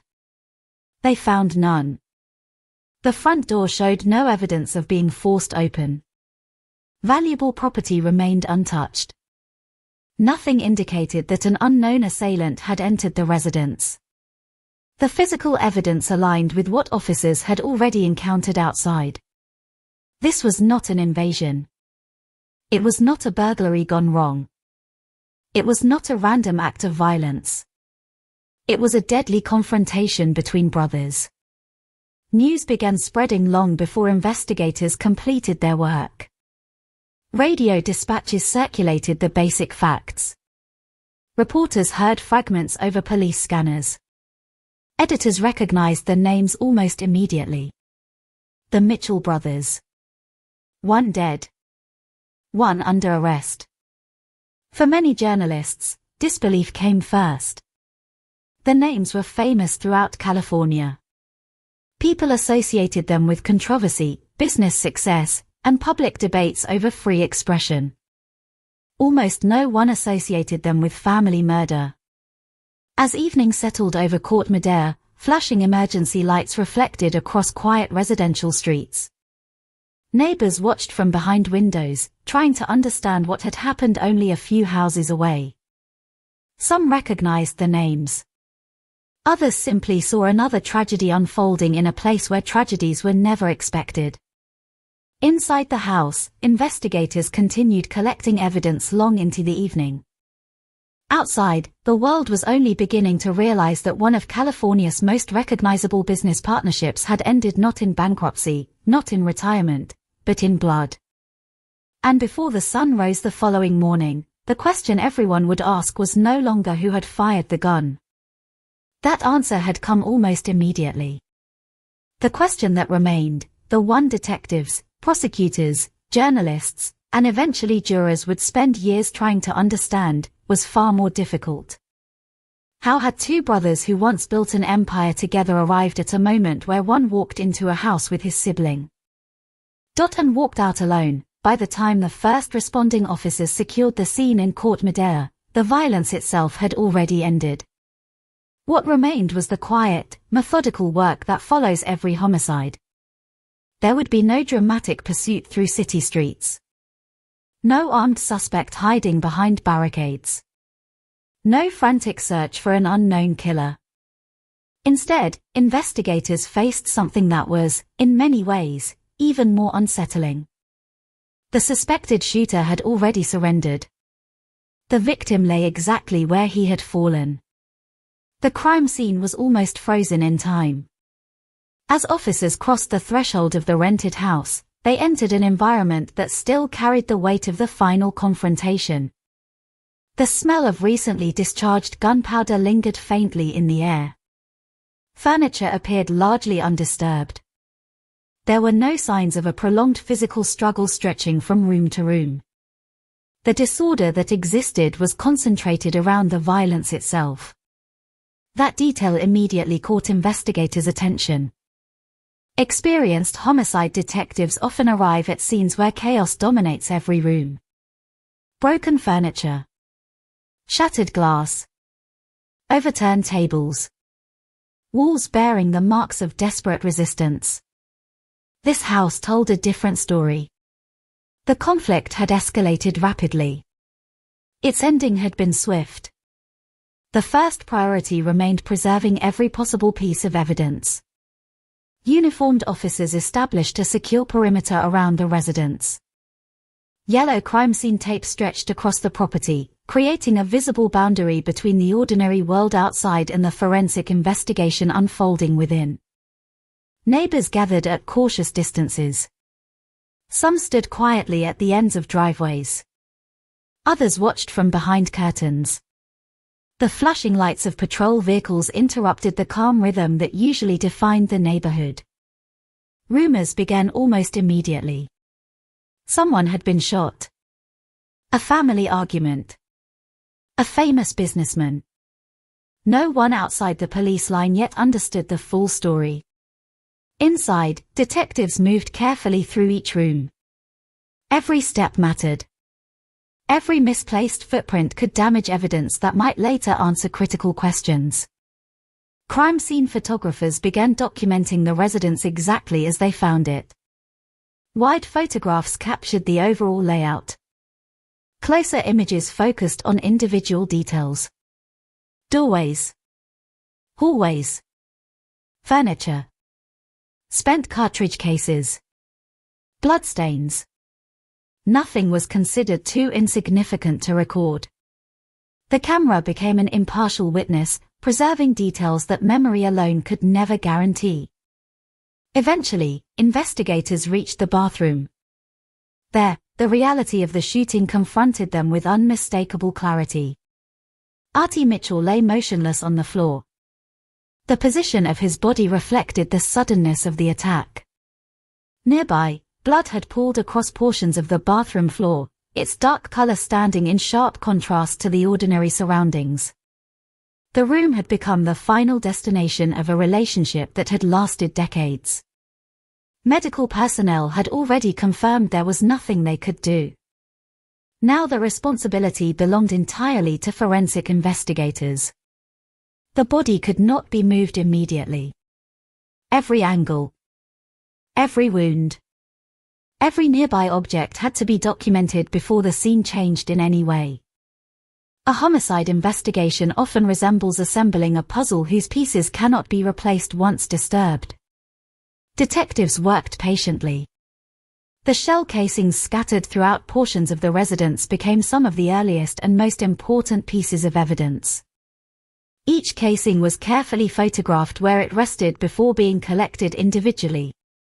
Their locations would later assist firearms experts in reconstructing the sequence of shots. Ballistics specialists understand that shell casings tell stories. Their placement can reveal where a shooter stood, how they moved, whether multiple weapons were fired, whether evidence had been altered. In this case, the casings consistently pointed toward one firearm. The semi-automatic rifle recovered from Jim Mitchell. Investigators also began examining bullet impacts. Walls, door frames, bathroom surfaces. Each damaged area received careful attention. Thin measuring strings would later help determine projectile paths. By tracing the direction each bullet traveled, detectives hoped to understand the positions of both brothers during the final moments. Every impact represented a fraction of a second. Together, they reconstructed a sequence no living witness could fully describe. Blood evidence provided another layer of information. Specialists documented stains across the bathroom floor and nearby surfaces. Patterns of blood distribution often reveal movement. They may indicate whether a victim remained standing after being wounded, whether they attempted to retreat, whether additional shots followed after collapse. Investigators interpreted these patterns cautiously, allowing science rather than speculation to guide their conclusions. The evidence suggested that Artie had sustained multiple gunshot wounds during the confrontation. The injuries proved rapidly fatal. There was little indication of prolonged survival following the shooting. As the forensic team continued documenting physical evidence, another group of investigators searched for signs that someone else might have entered the residence. Every homicide begins with possibilities. Even when a suspect has already been identified, detectives must eliminate alternative explanations through evidence rather than assumption. Doors were examined. Locks inspected. Windows checked carefully. Nothing suggested forced entry. No broken glass. No damaged locks. No pry marks. The home showed no evidence of invasion. Attention then shifted toward property inside the residence. Wallets. Personal belongings. Electronics. Furniture. Valuable items remained undisturbed. Investigators found no indication that theft had motivated the crime. Robbery could effectively be ruled out. Likewise, no evidence suggested the presence of a third individual. No unidentified fingerprints immediately pointed toward an unknown intruder. No unexplained footprints. No witness statements describing strangers leaving the property. Every major piece of physical evidence reinforced the same conclusion. Only 2 men had participated in the confrontation. One survived. One did not. While crime scene technicians continued processing the residence, detectives began interviewing officers who had encountered Jim Mitchell shortly after the shooting. Their observations became part of the growing investigative record. Jim had been located only a short distance from the house. He remained armed. The rifle believed to have been used during the shooting was still in his possession. Officers also recovered a handgun. Despite carrying multiple firearms, he had not resisted arrest. There had been no attempt to flee. No effort to conceal the weapons. No confrontation with responding police. Those details stood in striking contrast to many homicide investigations. People who kill often attempt to distance themselves from both the crime and the weapon. Jim had done neither. His demeanor also drew attention. Several officers later described him as unusually calm considering the circumstances. Not cheerful. Not indifferent. But composed. His emotional state appeared remarkably controlled. Experienced investigators know that human reactions following traumatic events vary enormously. Some suspects panic. Others collapse emotionally. Some become angry. Others withdraw into silence. No single reaction proves guilt or innocence. Nevertheless, Jim's apparent composure became one more detail carefully documented by detectives. As evening approached, investigators contacted the Marin County Coroner's Office. The formal examination of Artie's body would ultimately provide answers unavailable at the scene. The medical examiner's responsibility extended beyond confirming death. Each injury would be documented. Each wound measured. The trajectory of every bullet analyzed. The autopsy would help determine both the cause and manner of death while also supporting or challenging conclusions drawn from the physical evidence inside the house. Once crime scene documentation had progressed sufficiently, Artie's body was respectfully removed from the residence. For the investigators present, that moment often carries emotional significance. The victim ceases to be part of the crime scene and begins another chapter of the investigation. Forensic work continues. But the focus gradually shifts from documenting death to understanding life. Outside the house, media interest intensified rapidly. The Mitchell name guaranteed public attention. Reporters began arriving in increasing numbers, their cameras positioned beyond police barriers. Many initially believed there must be some misunderstanding. The Mitchell brothers had spent years appearing together in newspapers and television interviews. Now one had been killed. The other was under arrest. News organizations scrambled to verify information before publication. Detectives, meanwhile, avoided speculation. Only confirmed facts mattered. Inside temporary investigative offices, case files began taking shape. Photographs, evidence logs, witness lists, initial reports. Everything collected during those first critical hours would eventually become part of a much larger legal process. One question demanded immediate attention. What had triggered the shooting? Physical evidence explained how the crime occurred. It did not fully explain why. To answer that, investigators needed to understand the relationship between the brothers long before the gunfire. Detectives began contacting employees of the Mitchell organization. Former staff members, business associates, friends, family members. The interviews revealed patterns rather than surprises.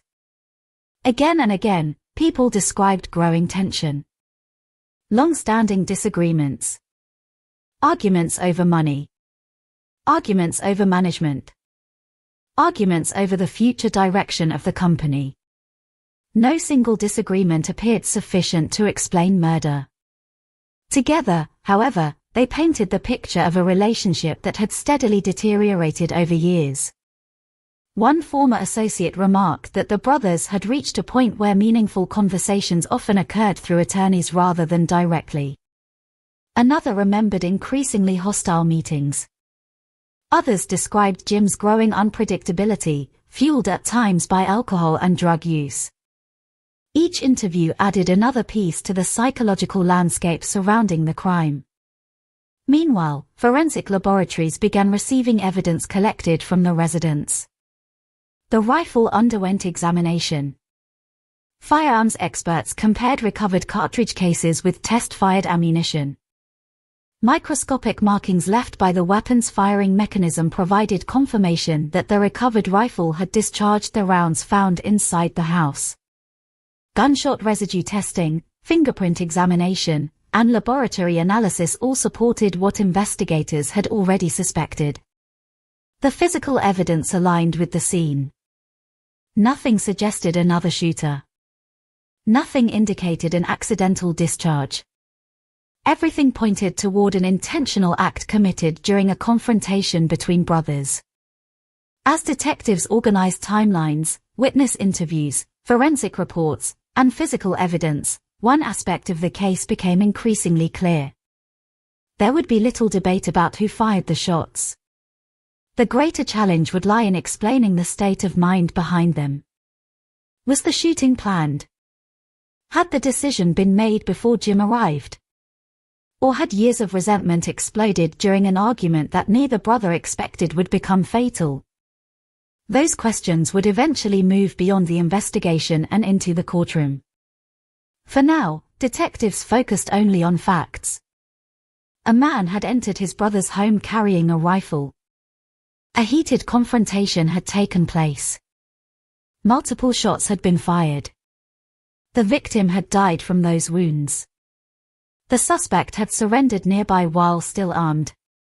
The evidence inside the residence consistently supported that sequence. By the end of the first day, investigators had answered many of the practical questions surrounding the homicide. Yet the emotional mystery remained untouched. How could two men who had once trusted each other enough to build an empire together reach a point where one brother became the final witness to the other's last breath? That answer could not be found in bloodstains, shell casings, or forensic measurements. It lay buried within decades of ambition, rivalry, addiction, pride, and a family bond that had slowly unraveled until there was nothing left to hold it together. By the morning after the shooting, the Mitchell brothers' murder had already become one of the most talked about stories in Northern California. Television crews parked outside the courthouse. Newspapers rushed special editions to print. Radio stations interrupted their regular programming with updates. The headlines were almost impossible to ignore. One famous brother was dead. The other was in custody. For the public, the case appeared unusually straightforward. Police had a suspect. They had the murder weapon. They had a crime scene that showed no evidence of an unknown intruder. Many people assumed the investigation would be brief. Experienced homicide detectives knew better. Even when the identity of the shooter seems obvious, a murder investigation is never limited to proving who fired the weapon. The greater responsibility is understanding exactly what happened, why it happened, and whether every piece of evidence supports the same conclusion. Only then can prosecutors confidently present the case in court.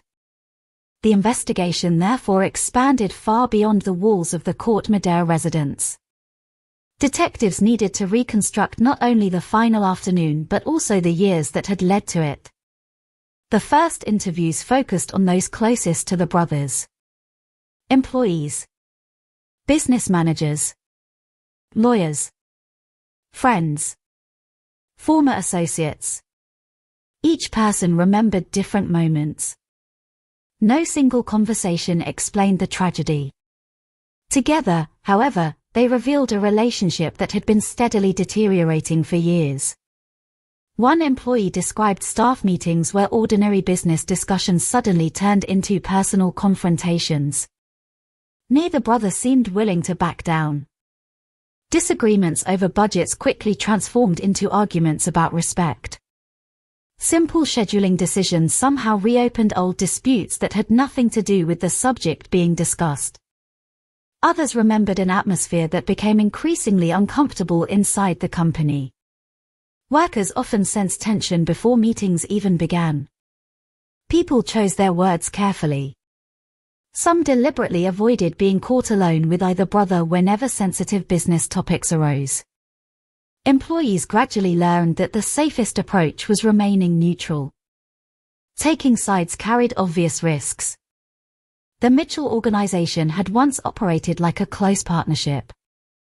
Now it often felt divided into informal camps. Not because anyone officially declared loyalty. Simply because people naturally gravitated toward whichever brother they worked with most closely. That subtle division became another indication that the conflict had spread beyond private disagreements. It had begun influencing the entire business. Detectives also interviewed attorneys who had represented the brothers during various business matters. Legal professionals cannot reveal privileged communications, but they could explain the increasing reliance on formal negotiations. Several people familiar with the company observed that conversations once handled directly between the brothers increasingly required legal involvement. Documents replaced trust. Written agreements replaced verbal promises. Even routine decisions sometimes required careful documentation. Such changes rarely occur inside healthy family businesses. Investigators recognized another recurring theme. Money. The Mitchell empire had generated enormous financial success during its peak years. But industries evolve. Consumer habits change. Competition increases. By the late 1980s, maintaining profitability had become significantly more challenging. Declining revenues placed additional pressure on an already fragile partnership. Financial disagreements rarely exist in isolation. Money often represents something deeper. Recognition. Authority. Control. Each business decision became emotionally charged because every dollar reflected competing visions for the company's future. Artie favored restructuring. Jim resisted many proposed changes. Neither believed the other fully understood the situation. The investigation also explored Jim Mitchell's personal life. Friends and acquaintances described increasing struggles with alcohol and drug use. Several individuals recalled periods when his moods became unpredictable. Some days he appeared energetic and optimistic. On others, relatively minor frustrations triggered disproportionate anger. Detectives approached such information cautiously. Substance abuse alone does not explain homicide. Millions of people struggle with addiction without becoming violent. Nevertheless, understanding Jim's emotional condition formed an important part of establishing the broader context surrounding the shooting. Medical records, witness interviews, and behavioral observations all contributed pieces to that assessment. Meanwhile, forensic laboratories continued examining evidence collected from the residence. Firearms specialists confirmed that the shell casings recovered at the scene had been fired from the rifle recovered from Jim following his surrender. Microscopic markings left by the firearm's internal mechanisms matched perfectly. There was no indication that another weapon had discharged the fatal rounds. Ballistics analysis also helped investigators reconstruct the shooting itself. The location of cartridge cases, combined with bullet trajectories and impact points throughout the residence, supported the conclusion that multiple shots had been fired during a relatively brief confrontation. The evidence showed movement inside the house but revealed no indication of prolonged physical combat before the shooting. Crime scene analysts carefully examined bloodstain patterns throughout the bathroom and adjacent areas. Such analysis often provides insight into the positions and movements of individuals during violent events. The findings remained consistent with Artie sustaining multiple gunshot wounds before collapsing. There was no evidence suggesting that someone had attempted to manipulate the scene afterward. Nothing appeared staged. Nothing indicated efforts to disguise the true nature of the incident. Fingerprints recovered from the residence proved equally unsurprising. The house naturally contained fingerprints belonging to both brothers. Investigators found no significant evidence pointing toward the presence of unknown participants. Likewise, there were no footprints, fibers, or biological evidence suggesting involvement by a third individual. Every scientific examination strengthened the same conclusion. This had been a confrontation involving only Jim and Artie. As detectives worked through physical evidence, they also turned their attention to chronology. Reconstructing a timeline became essential. Where had Jim been before arriving at the residence? Who had spoken with either brother during the hours leading up to the meeting? Telephone records, business appointments, and witness statements gradually filled gaps in the day's events. Investigators confirmed that the brothers had indeed arranged to meet. There was no indication that Jim had forced his way into the house unexpectedly. Artie had willingly allowed him inside. That detail carried important legal significance. The fatal encounter began as a voluntary meeting between family members. No evidence suggested an ambush at the doorway or an immediate attack upon arrival. What happened afterward remained known only through forensic reconstruction. Reporters covering the case quickly discovered another challenge. The Mitchell brothers were famous enough that nearly everyone who had encountered them possessed an opinion. Some portrayed Jim as brilliant but increasingly unstable. Others remembered his generosity and loyalty. Opinions about Artie varied as well. Many described him as approachable and business-minded. Others believed he had become increasingly determined to reshape the company regardless of Jim's objections. Separating personal opinions from reliable evidence became one of the investigation's greatest difficulties. Detectives understood that memories often change after tragedy. People unconsciously reinterpret past events once they know the ending. An ordinary disagreement suddenly appears prophetic. A casual remark becomes a warning. Investigators therefore compared witness statements carefully, looking for patterns supported by multiple independent sources rather than isolated recollections. One pattern emerged repeatedly. The relationship between the brothers had become deeply fractured long before February 1991. This was not the story of siblings who experienced one unexpected argument. It was the culmination of years of conflict. That distinction mattered enormously. Prosecutors would eventually need to demonstrate that the shooting occurred within the context of an increasingly hostile relationship rather than an isolated misunderstanding. At the same time, defense attorneys began examining different possibilities. Could the confrontation have escalated unexpectedly? Had emotions overwhelmed reason? Did intoxication influence judgment? Was there evidence of provocation? Every homicide investigation eventually becomes a contest between competing interpretations of the same facts. The facts themselves rarely change. Their meaning often does. As Jim remained in custody, investigators documented his statements carefully. Anything he chose to say became part of the official record. Unlike fictional crime dramas filled with dramatic confessions, real investigations often involve brief, controlled exchanges. Suspects frequently say little. Sometimes silence itself becomes strategy. In this case, Jim acknowledged shooting his brother. The central dispute therefore shifted away from identity and toward intent. Intent is among the most complex elements of criminal law. A shooting can be intentional. An argument can be intentional. Death itself can occur under several different legal interpretations depending upon evidence surrounding state of mind, planning, provocation, and circumstance. Detectives therefore scrutinized every available detail concerning the rifle. Why had Jim brought it?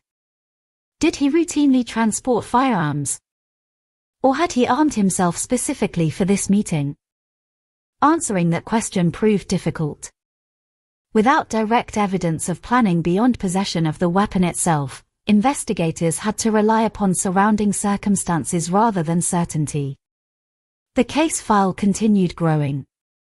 Photographs, laboratory reports, autopsy findings, financial records, witness interviews, business correspondence, telephone logs. Every document represented another attempt to understand how decades of shared history had collapsed into violence. As days turned into weeks, investigators reached a point familiar in many homicide cases. The physical investigation had largely concluded. No mysterious accomplices remained unidentified. No hidden evidence suddenly altered the basic sequence of events. The science consistently supported the same narrative. Now responsibility gradually shifted toward prosecutors. The evidence would soon leave the laboratory and enter the courtroom. There, every photograph would be examined. Every witness questioned. Every conclusion challenged. The investigation had answered many practical questions. Who had fired the shots? Where the shooting occurred? Which weapon had been used? How Artie died? What it could not answer with absolute certainty was the question that haunted nearly everyone connected to the case. At what precise moment had years of rivalry become irreversible violence? Was it when business disagreements turned personal? When trust gave way to suspicion? When lawyers replaced conversations? Or had the answer existed much earlier, hidden beneath decades of success while no one recognized the danger? Those questions would not be resolved by detectives. They would become the heart of a courtroom battle where prosecutors and defense attorneys would each attempt to tell a very different story about the same tragic afternoon. And somewhere between those competing stories, 12 jurors would eventually be asked to decide not whether Jim Mitchell had killed his brother. That much was no longer seriously disputed. They would instead decide what kind of killer he had become. By the time investigators entered the second phase of the Mitchell brothers' murder case, they were no longer searching for an unknown suspect. The identity of the man who had fired the fatal shots had never been the mystery. The real challenge was understanding the state of mind behind those shots. Every homicide investigation eventually reaches a moment when hundreds of individual facts begin fitting together. Not because investigators discover one spectacular clue hidden beneath a floorboard or a forgotten witness suddenly appears with the perfect answer. Real investigations are rarely solved that way. Instead, breakthroughs usually come from patients. One interview confirms another. A laboratory report supports a witness statement. A timeline matches physical evidence. Slowly, uncertainty begins to disappear. That was exactly what happened in the Mitchell case. The first significant breakthrough came from something investigators had suspected almost immediately. There was no evidence whatsoever that another person had participated in the crime. Every forensic examination pointed toward the same conclusion. No unidentified fingerprints. No unexplained footprints. No signs of forced entry. No stolen property. No evidence that an outside attacker had entered or left the residence. For detectives, eliminating possibilities is just as important as discovering them. Every theory that can be ruled out strengthens the one that remains. In this case, alternative explanations steadily collapsed. The shooting had occurred inside a private meeting between two brothers. Nothing suggested interference from anyone else. The second breakthrough emerged through the careful reconstruction of the final afternoon. Investigators reviewed witness statements, business records, and the physical evidence collected inside the house. The sequence became increasingly clear. Jim had driven to Artie's rented residence. Artie had allowed him inside willingly. The brothers had spent time talking. Alcohol was believed to have been consumed. An argument developed. The confrontation escalated. Jim produced the rifle. Multiple shots were fired. Artie died inside the bathroom. Jim left the residence carrying the weapon before surrendering peacefully to responding officers a short distance away. Every major piece of evidence supported that timeline. No witness contradicted it. No forensic report challenged it. The investigation had reached a rare level of consistency. Yet consistency alone could not explain motive. That required another layer of inquiry. Detectives began examining years of business records and interviewing people who had watched the Mitchell empire evolve from the inside. Patterns soon emerged that had been invisible when viewed as isolated incidents. Arguments over company finances had become increasingly common. Decisions about future investments frequently ended in conflict. The brothers no longer trusted one another's judgment. Employees described an atmosphere in which even ordinary meetings carried an undercurrent of hostility. One former associate recalled that conversations between Jim and Artie rarely remained focused on the immediate issue. A disagreement about budgets quickly reopened disputes from years earlier. Old grievances resurfaced with remarkable speed. Neither brother seemed willing to let the past remain in the past. Investigators realized they were not looking at a relationship damaged by one event. They were examining decades of accumulated resentment. Each disagreement had added another layer. Each unresolved conflict remained buried beneath the next. Eventually, the emotional weight became almost impossible to separate from daily business decisions.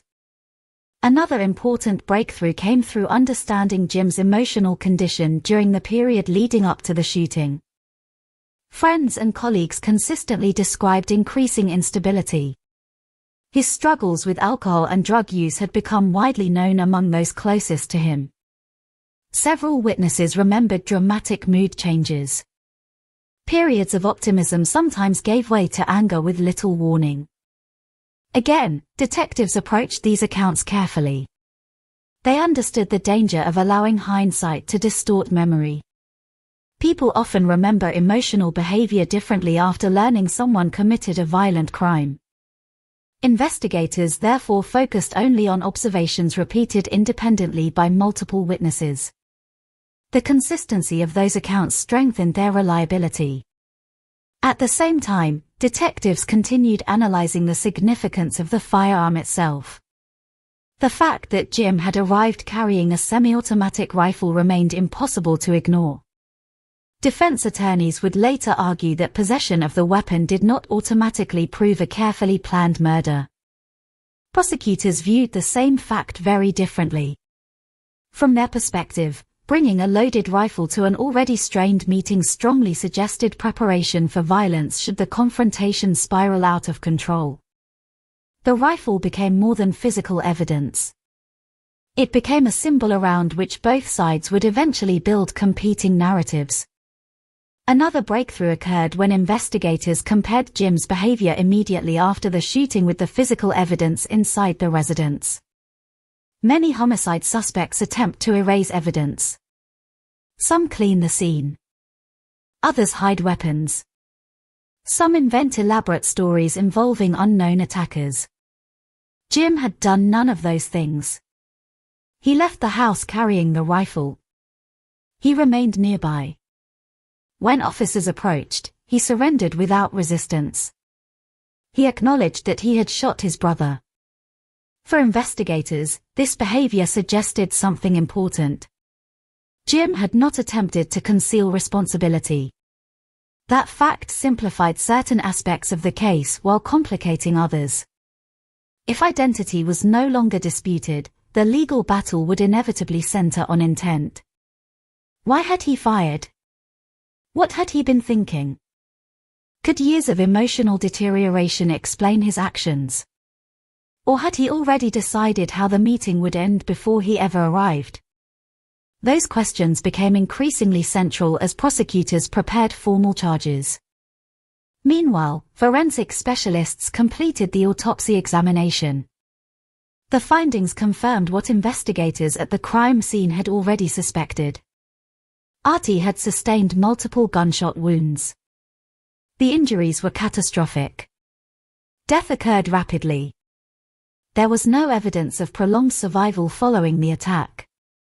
The medical findings also aligned closely with the ballistic reconstruction. Nothing about the autopsy contradicted the physical evidence recovered inside the house. The science remained remarkably consistent from beginning to end. Detectives often describe reaching a point where a case begins speaking for itself. The Mitchell investigation had reached that stage. Crime scene analysis. Ballistics. Autopsy findings. Witness interviews. Business history. Behavioral evidence. Each component supported the others. Instead of competing theories, investigators now possessed one coherent narrative. Yet the emotional complexity of the case refused to disappear. Many detectives privately acknowledged how unusual the investigation felt. They had investigated murders motivated by robbery, by organized crime, by domestic abuse, by revenge. This case belonged to none of those categories completely. At its heart stood something far more familiar and therefore more unsettling. Family. Most people imagine family as protection against the outside world. The Mitchell case demonstrated that families can also become the setting where emotional wounds deepen over years until violence seems, to one person at least, like the only remaining answer. As prosecutors reviewed the evidence, they recognized both the strengths and challenges ahead. The physical case appeared exceptionally strong. There was little room for reasonable doubt regarding who had fired the fatal shots. The challenge would lie in persuading a jury to understand Jim's state of mind at the precise moment he pulled the trigger. The prosecution believed the evidence reflected a man consumed by years of resentment, unable to accept the changing balance of power within the business he had helped create. The defense would almost certainly argue that the confrontation had spiraled unexpectedly during an emotionally charged argument fueled by alcohol, personal frustration, and deteriorating relationships. Those competing interpretations now moved steadily toward the courtroom. Outside legal circles, public fascination continued growing. The Mitchell brothers had spent decades living controversial public lives. Now their final chapter attracted a different kind of attention. Newspapers revisited the brothers' rise to prominence. Television commentators discussed the pressures of family businesses. Psychologists offered opinions about sibling rivalry. Former employees gave interviews describing life inside the company. Almost everyone searched for one decisive explanation. But real life rarely offers one. The investigation itself demonstrated that no single factor had caused the tragedy. Money mattered. Power mattered. Recognition mattered. Addiction mattered. Pride mattered. Years of unresolved conflict mattered. Each element alone might never have produced violence. Together, they formed a chain that eventually became impossible to break. By the time detectives formally concluded the investigative phase, they believed they had reconstructed the case as completely as evidence allowed. There would always remain unanswered questions. No investigation can recover words spoken by two people alone inside a house. No forensic test can reveal every thought that passed through a person's mind. Some mysteries remain permanently sealed inside the final moments of a victim's life. What investigators could establish, however, was more than enough to move the case forward. They knew how the meeting began. They understood how it ended. They had identified the weapon. They had reconstructed the sequence of events. They had documented years of growing conflict that formed the backdrop to the shooting. The breakthrough was not a single fingerprint. Not a surprise confession. Not a hidden document discovered at the last moment. It was something far more powerful. Every independent piece of evidence pointed toward the same unavoidable conclusion. The homicide was neither random nor mysterious. It was the tragic climax of a relationship that had been unraveling for years. Now the responsibility for uncovering the truth would pass from detectives to attorneys. The investigation had ended. The battle over justice was only beginning. By the time the case entered the courtroom, much of the public believed they already knew how the story would end. A man had admitted shooting his own brother. Police had recovered the rifle. Forensic evidence strongly supported the prosecution's version of events.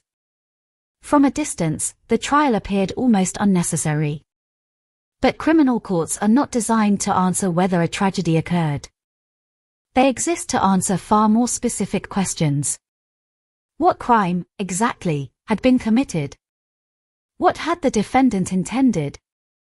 What did the evidence prove beyond a reasonable doubt? Those questions would determine not only Jim Mitchell's future but also how history would remember the final chapter of the Mitchell brothers. The courtroom itself felt different from the sensational world that had once surrounded the brothers' business. There were no bright theater lights. No publicity campaigns. No carefully controlled interviews. Only polished wooden benches, stacks of legal documents, and the quiet formality of the American justice system. The atmosphere carried a weight that everyone present could feel. Family members sat only a short distance from the man accused of killing his own brother. Former employees filled portions of the gallery. Journalists occupied nearly every available seat, notebooks open long before proceedings began. Many had reported on the Mitchell brothers for years. This time, the headlines would not be about business expansion or public controversy. They would be about murder. When Jim Mitchell entered the courtroom, observers searched his face for signs of emotion. Some expected anger. Others expected grief. Still others hoped to glimpse regret. Like many defendants, he revealed little. The courtroom quickly became a place where every gesture attracted attention. A glance toward the gallery. A whispered conversation with attorneys. A pause before answering a question. Everything seemed significant because so much had already been lost. The prosecution began constructing its case carefully. Rather than relying on dramatic speeches, prosecutors focused on chronology. Step by step, they reconstructed the final day. Jim traveled to Artie's residence. The brothers met privately. An argument followed. Jim produced the rifle. Multiple shots were fired. Artie died from those wounds. Jim left the residence carrying the weapon before surrendering nearby. Every major point rested upon physical evidence rather than speculation. Crime scene photographs appeared before the jury. Although presented professionally, they carried enormous emotional impact. The images transformed newspaper headlines into reality. The bathroom where Artie had fallen. The shell casings collected from the floor. The bullet damage left behind. The photographs spoke without emotion. That was precisely why they proved so powerful. Next came testimony from crime scene investigators. Jurors listened as detectives explained how each piece of evidence had been collected. Every shell casing had been documented before removal. Every bullet impact carefully measured. The chain of custody surrounding the evidence remained intact from the moment officers entered the residence. Defense attorneys questioned investigators closely. Could the scene have been contaminated? Had every possibility been considered? Were there any indications that someone else had entered the house? The answers remained consistent. No evidence suggested outside involvement. The confrontation had involved only two people. One survived. One did not. Ballistics experts followed.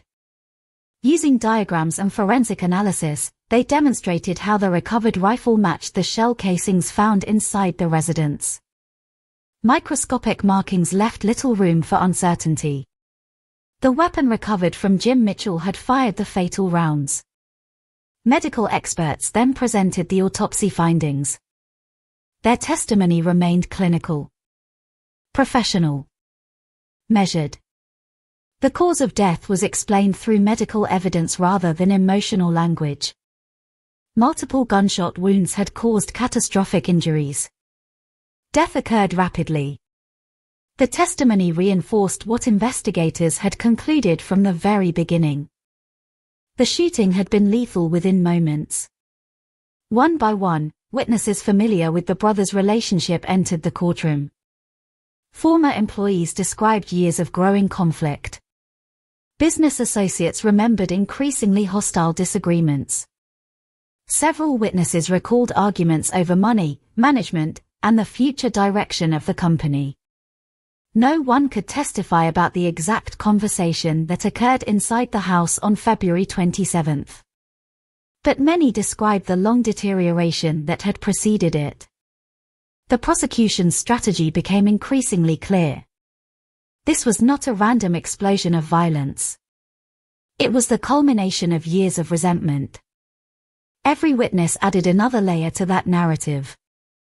The defense approached the case from an entirely different direction. Its attorneys did not spend much time disputing who had fired the shots. That battle had effectively been lost before the trial began. Instead, they focused on the emotional circumstances surrounding the confrontation. They emphasized the decades-long relationship between the brothers. The enormous pressures created by their shared business. The financial decline affecting the industry. Jim's deteriorating emotional condition. His struggles with substance abuse. The defense sought to portray the shooting not as the product of calculated execution but as a devastating emotional collapse following years of conflict. The distinction mattered enormously. Under American criminal law, state of mind often determines the difference between various homicide charges. Intent, premeditation, provocation, mental condition. Each concept carries significant legal consequences. The courtroom therefore became a place where psychology mattered almost as much as physical evidence. Expert witnesses discussed stress, behavior, decision-making under emotional pressure. Although no expert could explain precisely what Jim had been thinking during those final seconds, they helped jurors understand how prolonged conflict may influence human behavior. Throughout the proceedings, one fact remained impossible to escape. No living witness could describe the final argument. Only Jim had survived the conversation. Artie could never offer his version. That silence shaped every stage of the trial. The jury would never know the exact words exchanged before the shooting. They could only evaluate the evidence left behind. Closing arguments brought both narratives into sharp focus. The prosecution argued that years of resentment had finally erupted into deadly violence. Jim had arrived armed. He had fired multiple shots. The physical evidence demonstrated intentional conduct resulting in his brother's death. The defense urged jurors to view the tragedy through a different lens. They described a broken family, a collapsing partnership, a man overwhelmed by emotional turmoil rather than cold calculation. Neither side attempted to minimize the tragedy itself. The disagreement centered entirely on its legal meaning. Jurors then withdrew to deliberate. Inside the jury room, they faced an enormous responsibility. No verdict could restore Artie's life. No decision could rebuild a family destroyed by violence. Their task was narrower. They had to determine which criminal charge most accurately reflected the evidence. Hours passed. Every exhibit was reviewed once more. Witness testimony was reconsidered. Legal instructions received careful attention. Eventually, the jury reached its decision. Jim Mitchell was not convicted of first-degree murder. Instead, the jury found him guilty of voluntary manslaughter, concluding that while he had unlawfully killed his brother, the evidence did not establish the level of premeditation required for first-degree murder beyond a reasonable doubt. The verdict surprised many observers. Some believed the evidence justified a murder conviction. Others viewed the decision as recognition of the extraordinary emotional circumstances surrounding the confrontation. As in many controversial cases, public opinion divided almost immediately. The sentencing phase followed. The judge considered the seriousness of the crime alongside the legal findings reached by the jury. The loss of human life remained undeniable. At the same time, the conviction reflected a homicide committed under circumstances different from a calculated assassination. Ultimately, Jim Mitchell received a sentence of 6 years in state prison for voluntary manslaughter. The sentence generated intense public debate. For some, 6 years seemed painfully inadequate. A brother had been killed. An empire had collapsed. A family had been shattered forever. Others believed the verdict reflected the complexity of the case, acknowledging both responsibility and the unique emotional dynamics surrounding the crime. Whatever opinion people held, one truth remained beyond dispute. The courtroom had reached the limits of what justice could provide. It could assign legal responsibility. It could impose punishment. It could establish an official historical record. What it could not do was answer the question that continued haunting nearly everyone connected to the Mitchell brothers. Could this tragedy have been prevented? Could years of bitterness have been interrupted before they reached violence? Could two men who once trusted each other enough to build an empire have found another ending? The law had delivered its judgment. History would deliver its own. Long after the courtroom emptied, long after the evidence had been returned to storage and the reporters had filed their final stories, the Mitchell brothers' murder remained something far more tragic than a criminal case. It became a reminder that the deepest wounds are not always inflicted by strangers.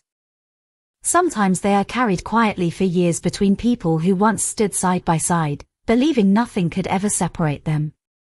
In the end, the court determined the punishment. But no sentence, no matter how long or how short, could erase the simple and heartbreaking reality that one brother left the courtroom alive. While the other never left the bathroom where their shared story came to its violent end. Long before lawyers argued inside courtrooms. Long before reporters filled newspapers with photographs of grieving relatives and criminal charges. The story began with two young men who believed they could conquer an industry together. It continued through extraordinary success, unimaginable wealth, public controversy, private resentment, and the slow unraveling of a bond that once seemed unbreakable. By the afternoon of February 27, 1991, fate had already assembled every piece of the puzzle. All that remained was the final move. And when it came, it lasted only seconds. The consequences would echo for decades.